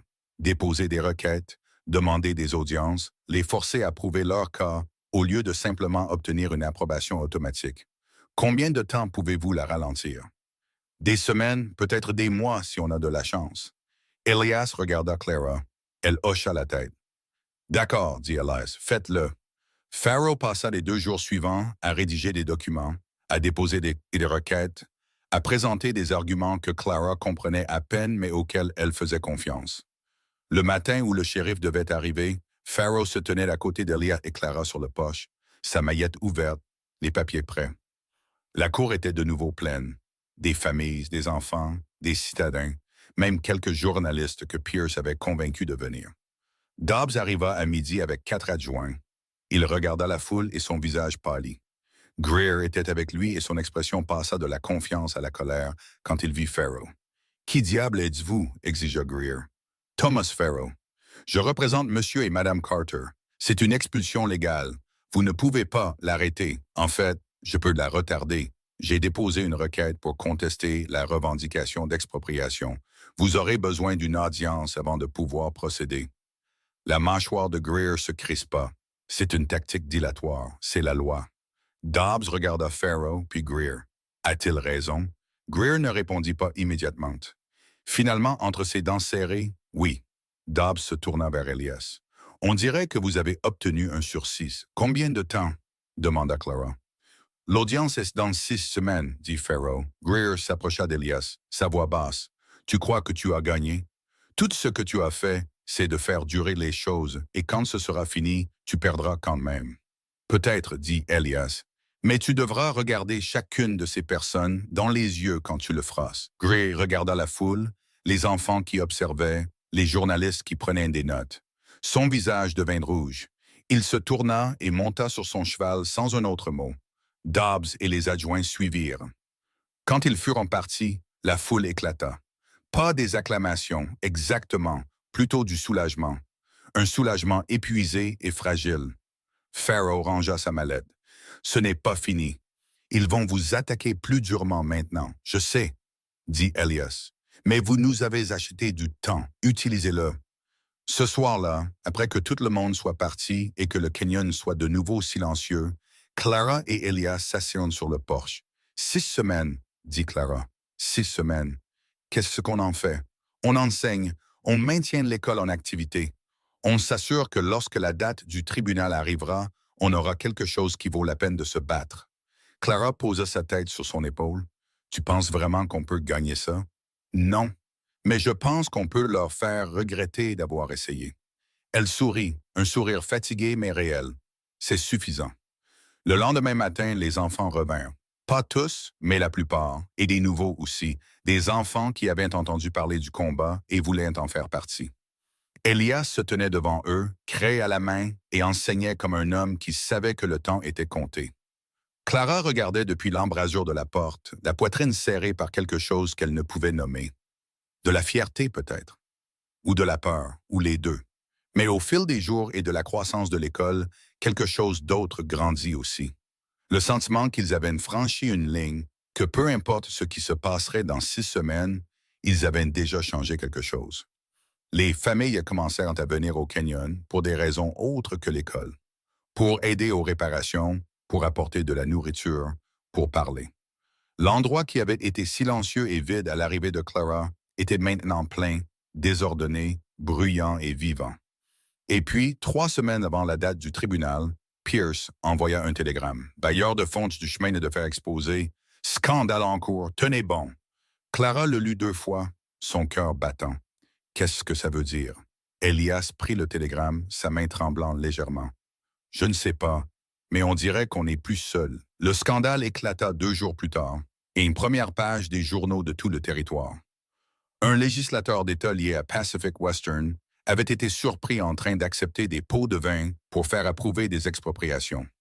Les preuves étaient accablantes, des lettres, des paiements, des registres qui ne pouvaient être expliqués. Le chemin de fer nia toute implication, mais le mal était fait. Soudain, chaque saisie de terre qu'ils avaient menée était sous surveillance et la petite école du canyon du Montana devint un symbole. Pierce écrivit un autre article liant directement le scandale aux menaces de Greer et aux tactiques du chemin de fer. D'autres journalistes suivirent. En une semaine, l'histoire ne concernait plus seulement une école. Elle concernait la corruption, le pouvoir et les gens qui se défendaient. La date du tribunal arriva par un froid matin d'octobre. Elias et Clara se rendirent au chef-lieu du comté avec Pharaoh, le chariot chargé de documents, de témoignages, de photographies. La salle d'audience était bondée, des familles qui avaient signé la pétition, des journalistes, des gens que Clara n'avait jamais vus et qui étaient venus juste pour regarder. Le juge était un homme plus âgé, aux cheveux gris et sévères, qui semblait préférer être n'importe où ailleurs. Les avocats du chemin de fer présentèrent leur cause en premier: expropriation, nécessité publique, précédent juridique. Ils étaient habiles, confiants, présentant la saisie comme inévitable et appropriée. Puis Pharaoh se leva. Il ne cria pas. Il ne plaida pas. Il exposa simplement les faits. Le but de l'école, les familles qu'elle servait, la communauté qu'elle avait bâtie. Le schéma documenté du chemin de fer utilisant l'expropriation non pas pour le bien public, mais pour le profit privé. Il appela Elias à témoigner. Elias s'assit à la barre des témoins, ses mains agrippant les accoudoirs, sa voix stable. « Je ne suis pas un homme parfait », commença-t-il. « J'ai échoué en tant que professeur une fois parce que je ne croyais pas pouvoir faire une différence. Mais ces enfants m'ont fait croire à nouveau. Ils sont venus tous les jours, même quand leurs parents disaient que c'était inutile. Ils ont appris parce qu'ils voulaient apprendre. Et si vous laissez le chemin de fer prendre cet terrain, vous leur dites que leurs rêves n'ont pas d'importance, que le profit compte plus que les gens. » L'avocat du chemin de fer tenta de le discréditer, l'interrogeant sur son passé, son échec. Pourquoi quiconque devrait croire qu'il pouvait diriger une école? Elias regarda l'avocat dans les yeux. « Vous avez raison. J'ai échoué avant. Mais je n'échoue pas maintenant et je ne laisserai pas tomber ses enfants. » Clara fut appelée ensuite. Elle parla des enfants, de Lily, dont le père l'avait battue mais qui venait quand même tous les jours pour apprendre. De Samuel, dont le père l'avait retiré mais qui demandait toujours s'il pouvait revenir. Des autres qui n'avaient nulle part où aller. Quand elle eut fini, la salle d'audience était silencieuse. Le juge prit une pause. 2 heures passèrent, puis il revint. « J'ai examiné les preuves, dit-il. Et bien que la revendication du chemin de fer soit techniquement légale, je ne suis pas convaincu qu'elle réponde à la norme de nécessité publique. » L'avocat de Greer se leva. « Votre honneur, je n'ai pas fini. » La voix du juge était sèche. Les récentes révélations sur la corruption dans les approbations d'expropriation ont soulevé de sérieuses questions sur le processus. Jusqu'à ce que ces questions soient résolues, j'émets une injonction temporaire contre cette saisie. La salle d'audience éclata. Clara attrapa la main d'Elias, le souffle coupé. « Ce n'est pas une décision permanente, » continua le juge. « Mais cela vous donne le temps de présenter un cas plus complet. » La séance est levée. Dehors, les gens les assaillirent, des journalistes posant des questions, des familles les félicitant, des étrangers offrant leur soutien. Pharaoh serra la main d'Elias. « Vous l'avez fait. On n'a pas gagné. Vous n'avez pas perdu et en ce moment, c'est la même chose. » Ils retournèrent au canyon dans un silence stupéfait. Quand ils arrivèrent, les enfants attendaient, ayant appris la nouvelle par des cavaliers qui avaient quitté le tribunal plus tôt. Lily courut vers Clara, le visage radieux. « Vous avez gagné. »« Pas encore, mais on est toujours là. » Ce soir-là, alors que le canyon s'installait dans le calme et que les enfants rentraient chez eux, Clara et Elias s'assirent sur le porche. « Qu'est-ce qui se passe maintenant ?» demanda Clara. « On continue. On rend l'école si forte qu'ils ne pourront pas l'ignorer. Et s'ils reviennent, alors on se battra à nouveau. » Clara le regarda, cet homme qui était brisé à son arrivée et qui se tenait maintenant plus droit qu'elle ne l'avait jamais vu. « Tu n'as plus peur. Je suis terrifiée, mais je ne fuis pas. » Elle prit sa main. « Bien, parce que moi non plus. » L'injonction leur acheta 3 mois. 3 mois qui ressemblaient à du temps emprunté, comme être dans l'œil d'un cyclone en sachant que le vent recommencerait. Mais Elias et Clara ne le gaspillèrent pas. L'école grandit de manière imprévue. La nouvelle se répandit au-delà de Jessup, au-delà du canyon, portée par les journaux qui avaient transformé leur combat en quelque chose de plus grand. Des familles et des villes voisines commencèrent à faire le voyage, certaines chevauchant pendant des heures juste pour voir si les histoires étaient vraies. En novembre, ils avaient 23 élèves. En décembre, 30. La maison ne pouvait plus les contenir. Elias se tenait dans la cour par un matin glacial, regardant l'espace à côté de la grange. On a besoin d'un vrai bâtiment.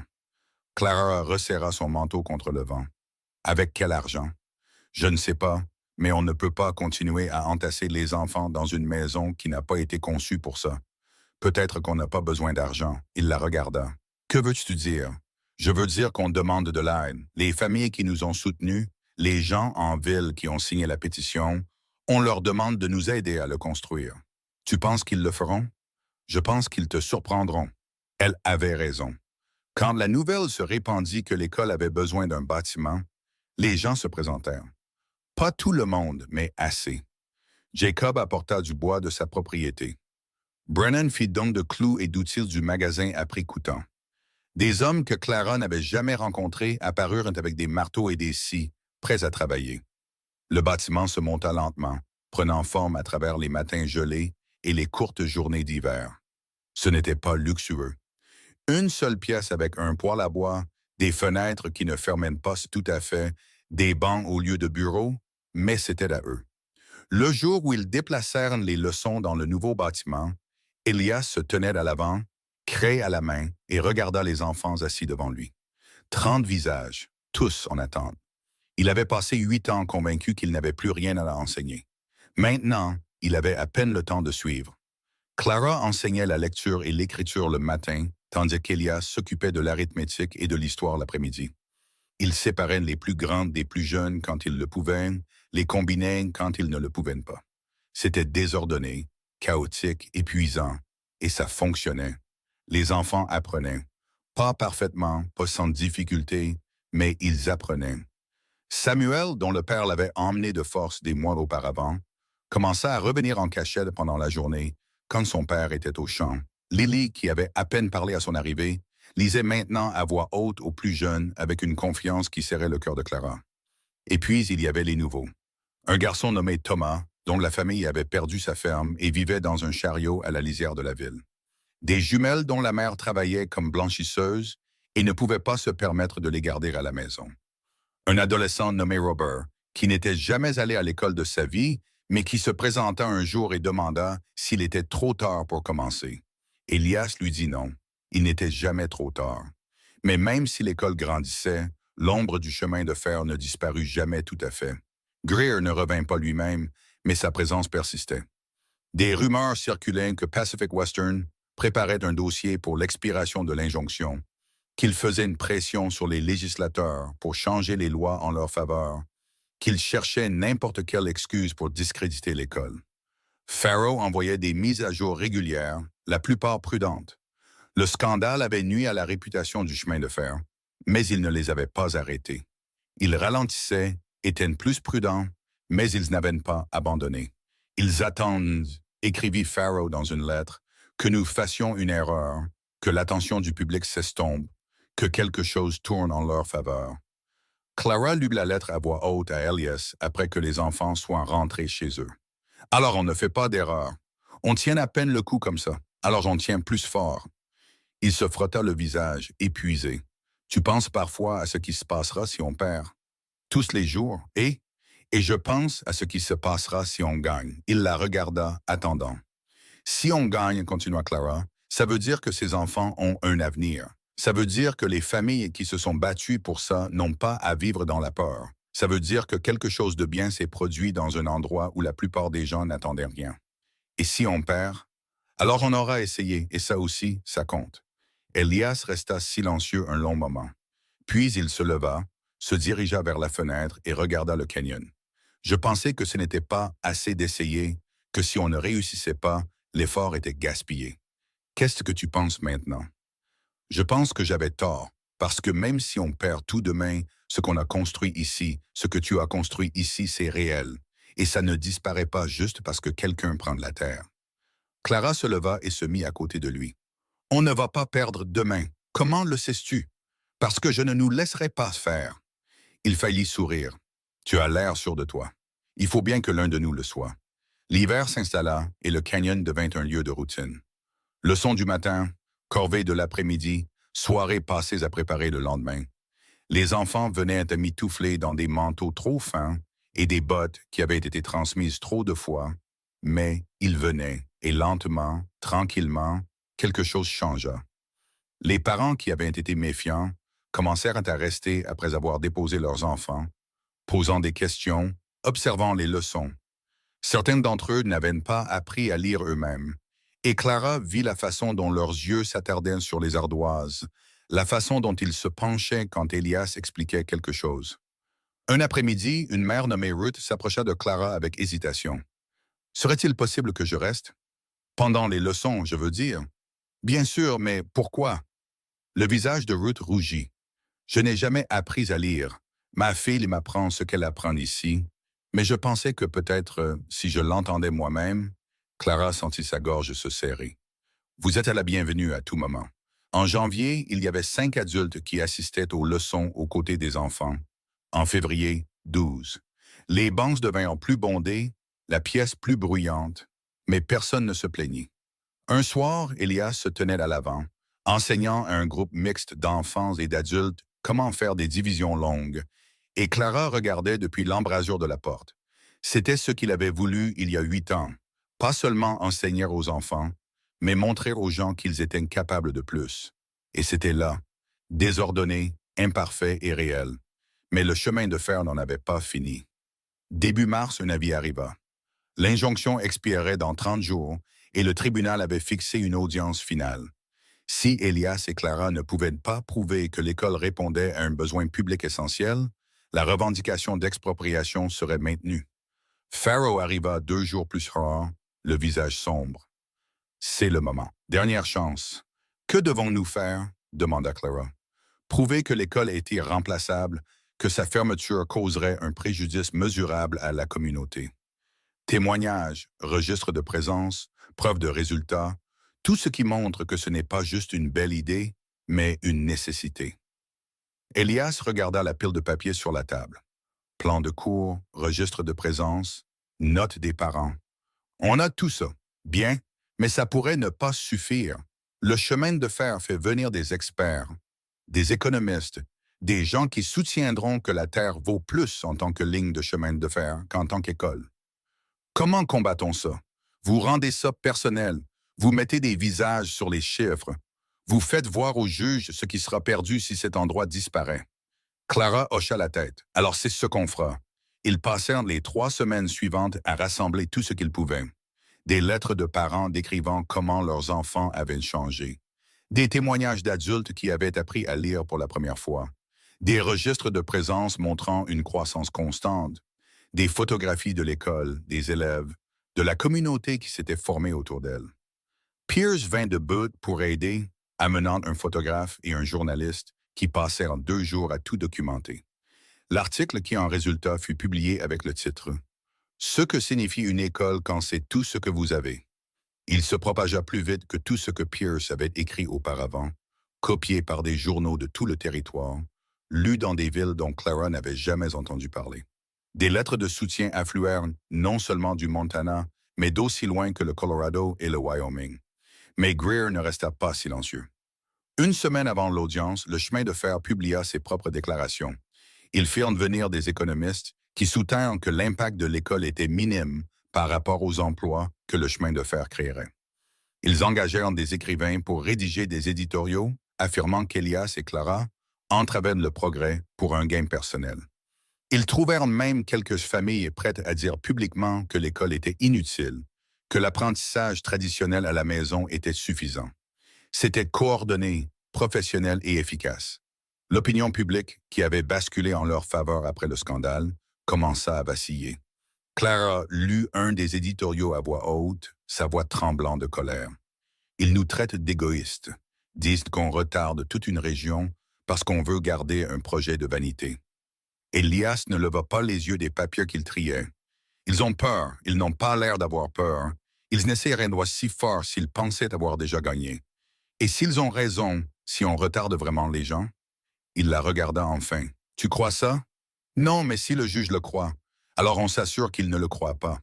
L'audience était fixée au 28 mars. La nuit précédente, Elias et Clara étaient allongés dans le noir, fixant le plafond. « Tu es prêt? » demanda Clara.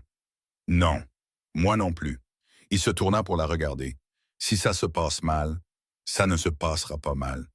Mais si c'est le cas, j'ai besoin que tu saches quelque chose. Elle attendit. Quand tu es arrivé ici, j'étais fini. Je m'étais convaincu que la vie que je voulais n'existait pas, que je ne la méritais pas même si elle existait. Tu n'as pas seulement changé mon esprit, tu m'as fait me souvenir de qui j'étais avant d'abandonner. La gorge de Clara se serra. Elias, laisse-moi finir. Sa voix était stable, sûre. Quoi qu'il arrive demain, tu m'as donné quelque chose que je pensais avoir perdu, et je passerai le reste de ma vie à t'en être reconnaissant. Elle chercha sa main dans l'obscurité. On va gagner. Peut-être, mais même si ce n'est pas le cas, on a déjà construit quelque chose qu'ils ne peuvent pas prendre. Elle n'osa pas parler, alors elle serra simplement sa main plus fort. La salle d'audience était encore plus bondée que la dernière fois. Chaque banc était rempli, des gens debout le long des murs, des journalistes entassés dans la galerie. Clara reconnut des visages de Jessup, du Canyon, de villes qu'elle n'avait jamais visitées. Ils étaient venus pour témoigner. Le juge entra, le même homme sévère qu'avant, et appela la cour à l'ordre. Les avocats du chemin de fer commencèrent, présentant leur cas avec une efficacité polie. Des graphiques montrant des projections économiques, des cartes illustrant le tracé de la ligne de chemin de fer, des témoignages d'experts affirmant que l'école pourrait être déplacée, que la terre était essentielle au développement régional. Leur avocat principal était habile, confiant, touchant chaque point avec précision. Votre honneur, bien que nous respections les efforts de Monsieur et Madame Carter, nous devons considérer le bien commun. La compagnie Pacific Western apportera des emplois, du commerce et des opportunités à des milliers de personnes. Une seule école, aussi bien intentionnée soit-elle, ne peut justifier d'entraver ce progrès. Quand ils eurent fini, le juge regarda Farrow. Votre réponse? Farrow se leva, ajusta ses lunettes et se dirigea vers le centre de la pièce. Votre honneur, le chemin de fer veut que vous voyiez cela comme un choix entre une école et le progrès économique. Mais ce n'est pas de cela qu'il s'agit. Il s'agit de savoir si nous permettons aux entreprises de décider de ce qui compte dans nos communautés. Il fit un geste vers la foule. Ces gens ne sont pas venus ici parce qu'ils s'opposent au chemin de fer. Ils sont venus parce qu'ils savent ce que cette école signifie. Et ils savent qu'une fois que vous laissez le pouvoir prendre quelque chose, parce que c'est gênant, vous créez un précédent où plus rien n'est en sécurité. Il appela son premier témoin. Ruth, la mère qui avait appris à lire aux côtés de sa fille, prit la parole. Ses mains tremblaient en prêtant serment, mais sa voix était claire. « J'ai 43 ans, dit-elle, et il y a 6 mois, je ne savais pas lire mon propre nom. Ma fille a commencé à aller à l'école dans le Canyon, et elle rentrait à la maison et m'apprenait ce qu'elle avait appris. Je pensais que c'était assez, mais Madame Carter m'a dit que je pouvais apprendre aussi, qu'il n'était pas trop tard. Sa voix se brisa. Je sais lire maintenant, pas parfaitement, mais je peux lire les lettres que ma sœur envoie. Je peux aider ma fille avec ses leçons. Et quand le chemin de fer dit que cette école n'a pas d'importance, ils disent que les gens comme moi n'ont pas d'importance. L'avocat du chemin de fer tenta de la contre-interroger, demandant si elle n'aurait pas pu apprendre ailleurs, si sa fille ne pouvait pas fréquenter une autre école. Ruth le regarda dans les yeux. Il n'y a pas d'autre école. Pas pour nous. Pas pour les gens qui ne peuvent pas se permettre des tuteurs, des livres ou du temps. C'est tout ce que nous avons. Et vous voulez le prendre. Ensuite vint Jacob, qui témoigna de la communauté qui s'était formée autour de l'école. Comment des familles qui s'étaient à peine parlé auparavant travaillaient maintenant ensemble, s'entraidaient, construisaient quelque chose de plus grand qu'elles-mêmes. Puis Thomas, le garçon qui avait vécu dans un chariot. Il avait 13 ans, petit pour son âge, avec une voix qui portait à peine. Mais quand il parla, la pièce devint silencieuse. « Mon père a perdu notre ferme il y a 2 ans, dit-il. On a déménagé depuis, allant partout où il y a du travail. Je ne suis jamais allé à l'école parce qu'on ne restait jamais assez longtemps. Quand on est arrivé à Jessup, ma mère a entendu parler du Canyon. Elle m'a dit d'essayer, même si on allait probablement partir bientôt. Il fit une pause, ses mains agrippant la barre.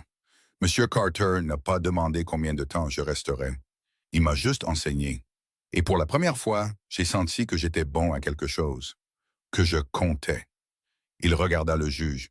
Si vous prenez cette école, vous ne prenez pas seulement un bâtiment. Vous prenez le seul endroit où je me suis jamais senti à ma place. Un par un, Pharaoh appela des témoins, des parents, des élèves, des citadins, chacun racontant son histoire, montrant ce que l'école leur avait donné. Et puis il appela Élias. Élias se dirigea vers la barre, sa démarche assurée, son visage calme. Il prêta serment et s'assit, les mains jointes sur ses genoux. Pharaoh commença doucement.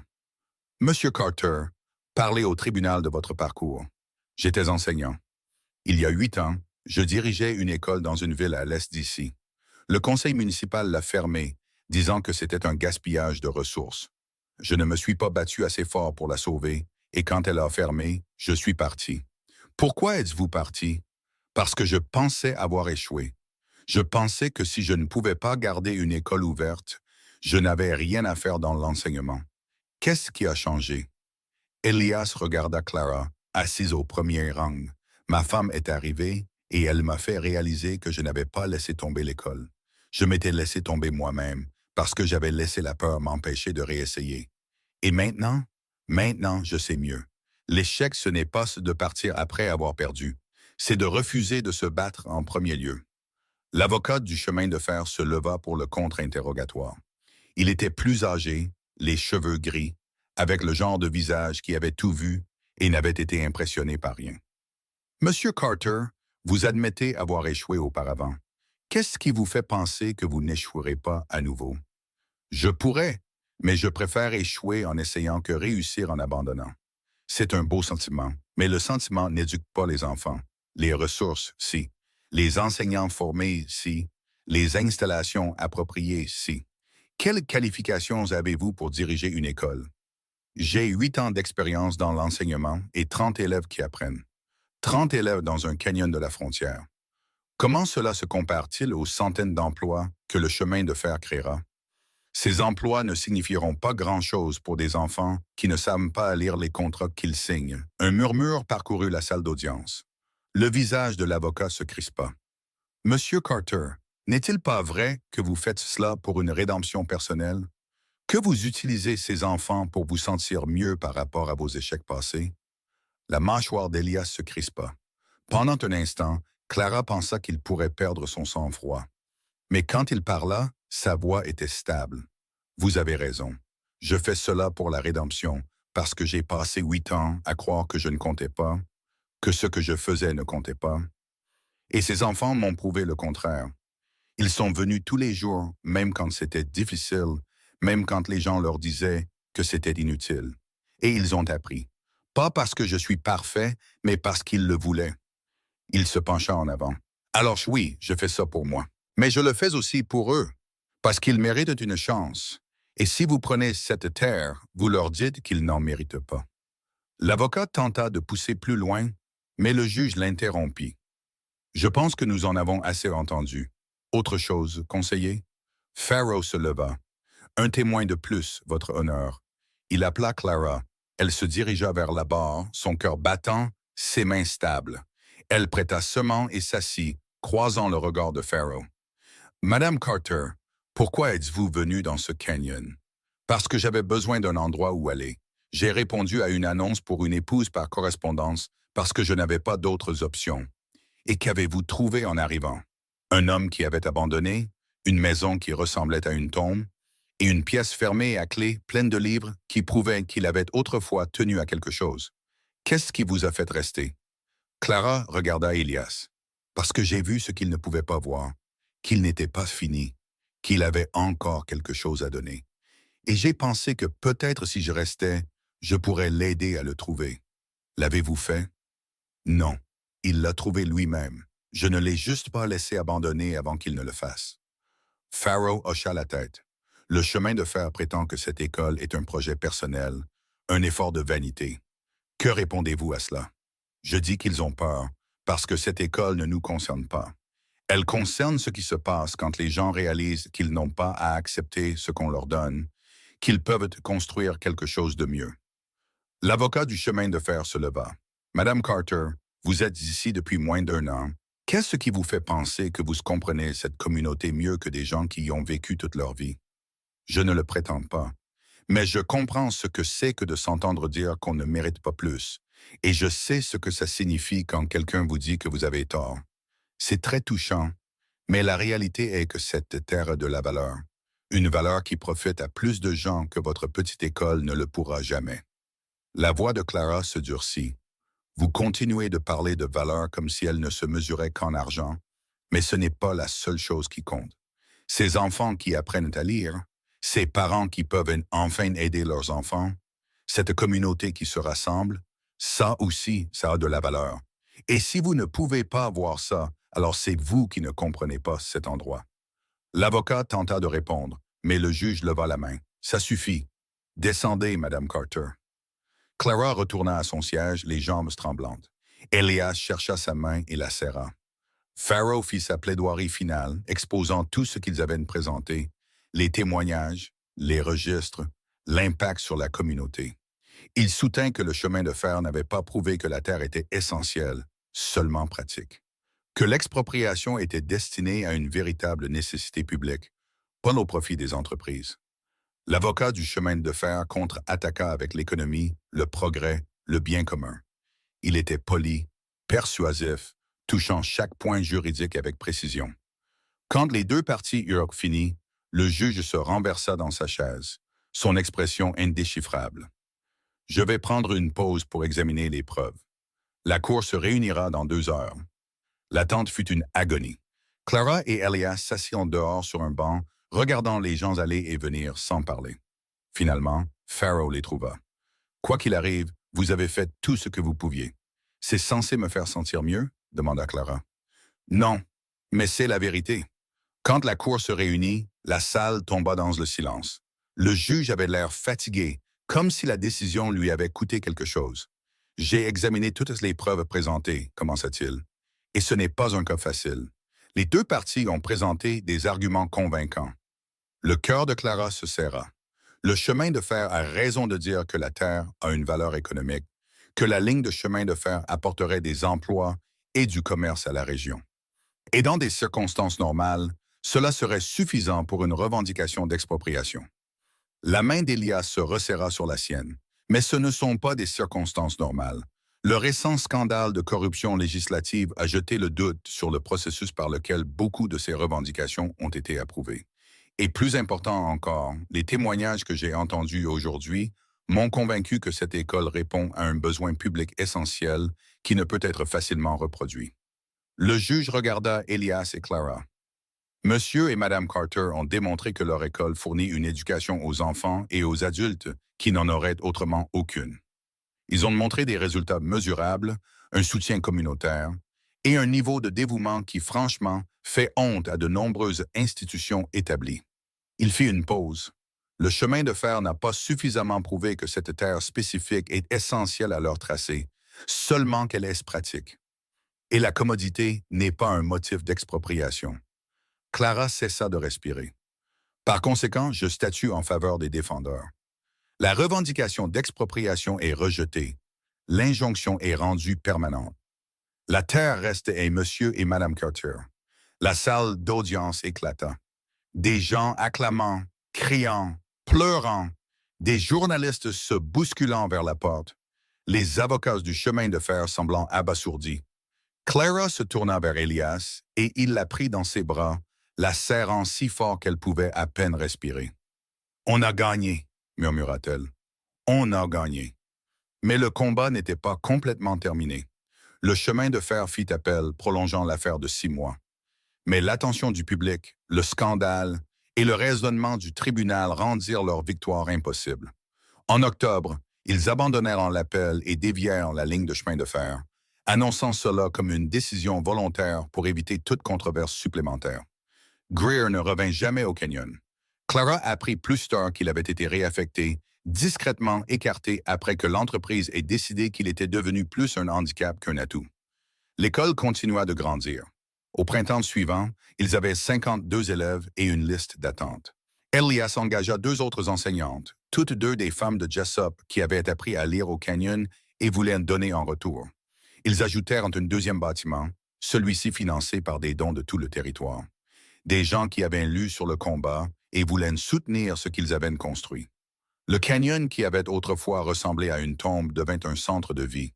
Les familles s'y rassemblaient, non seulement pour l'école, mais pour des réunions, des célébrations, du soutien. C'est devenu un endroit où les gens savaient qu'ils comptaient. Un soir, Clara se tenait sur le porche, regardant le soleil se coucher sur les parois du canyon, et sentit les bras d'Elias l'entourer par derrière. « Tu penses au chemin parcouru? » demanda-t-il. « Je pense à quel point on a failli tout perdre. Mais on ne l'a pas. Fait, non, on ne l'a pas. Fait, il la tourna pour lui faire face. Tu sais ce que j'ai réalisé ce jour-là au tribunal quand le juge a rendu sa décision? Je ne pensais pas à la terre ou à l'école. Je pensais à toi, à la façon dont tu es arrivé ici avec rien et que tu as construit tout ça. Oh, on l'a construit. Tu l'as commencé. J'étais juste la pièce cassée que tu as décidé de réparer. Clara sourit. Tu n'étais pas cassé. Tu attendais, quoi, que quelqu'un te rappelle que tu comptais. Il lui embrassa le front. Je t'aime. C'était la première fois qu'il le disait. Clara sentit les larmes lui piquer les yeux. Je t'aime aussi. À l'intérieur de la maison, il pouvait entendre des voix. Lily lisait à certains des plus jeunes enfants, sa voix confiante et claire. Ruth aidait Thomas avec son écriture. L'espace était plein, chaleureux, vivant. C'était pour ça qu'ils s'étaient battus. Pas seulement une école, mais un avenir. Pas seulement pour les enfants, mais pour tous ceux à qui on avait dit qu'ils ne méritaient pas plus. Et alors que les étoiles commençaient à apparaître au-dessus du canyon, Clara comprit quelque chose qu'elle n'avait pas compris avant, que le combat n'avait jamais vraiment été pour la Terre.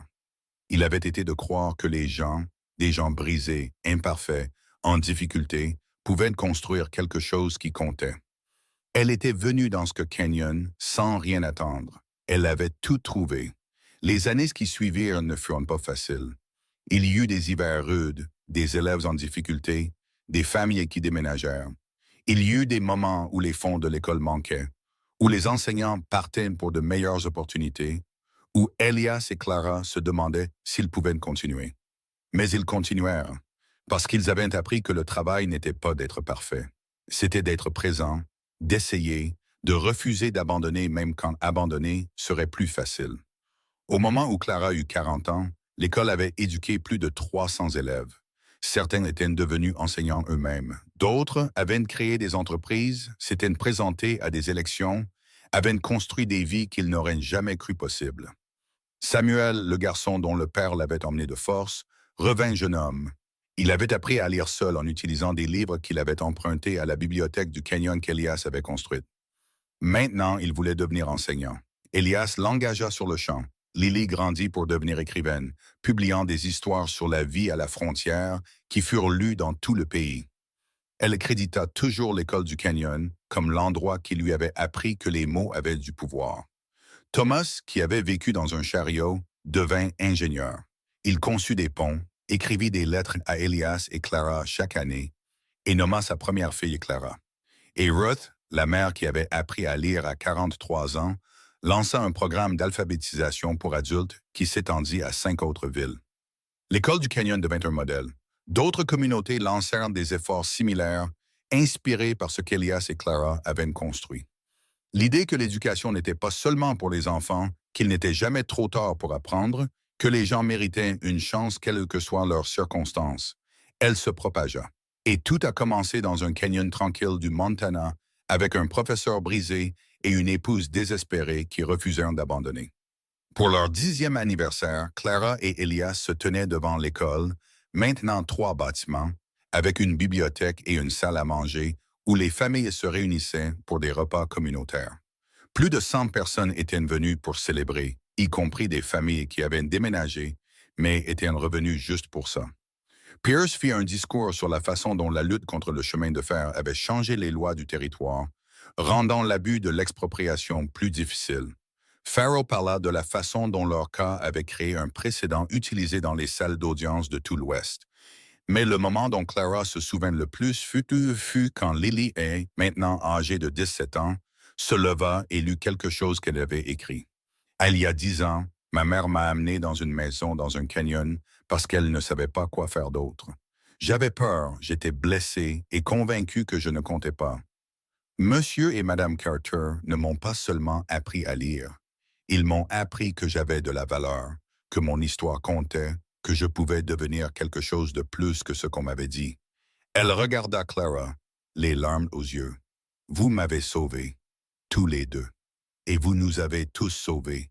Pas parce que vous étiez parfaits, mais parce que vous avez refusé d'arrêter d'essayer. La foule se leva et applaudit, et Clara sentit la main d'Elias trouver la sienne. Ce soir-là, après que tout le monde soit rentré chez soi et que le canyon soit silencieux, ils s'assirent sur le porche comme ils l'avaient fait 100 fois auparavant. Tu penses parfois à ce qui se serait passé si j'étais parti? Demanda Clara. Si j'avais été comme les autres et que je m'étais enfui après une semaine, tous les jours, et je pense que je serais encore assis dans cette pièce fermée à clé, entouré de livres que j'avais trop peur d'ouvrir. Elle posa sa tête sur son épaule. Je suis contente d'être restée, moi aussi. Ils s'assirent en silence, regardant les étoiles, écoutant les bruits nocturnes du canyon. Clara pensa à la femme qu'elle avait été en descendant de cette diligence, désespérée, effrayée, sans nulle part où aller. Elle était venue ici sans rien attendre, espérant survivre. Elle avait trouvé un but à la place, et en le trouvant, elle avait découvert quelque chose qui resterait avec elle pour le reste de sa vie, que les choses les plus importantes ne vous sont pas données, elles sont construites. À la main, avec difficulté, à travers l'échec et la peur, et le refus obstiné d'abandonner. Le canyon avait été silencieux à son arrivée. Maintenant, il était plein de voix, d'enfants qui apprenaient, de familles qui se rassemblaient, de gens qui devenaient plus que ce qu'on leur avait dit qu'ils pouvaient être. Et tout avait commencé parce qu'une professeure brisée et une femme désespérée avaient décidé que peut-être, juste peut-être, ils pouvaient construire quelque chose qui valait la peine de se battre. Ils n'ont pas seulement survécu à la frontière, ils l'ont changée, et en la changeant, ils se sont changés eux-mêmes.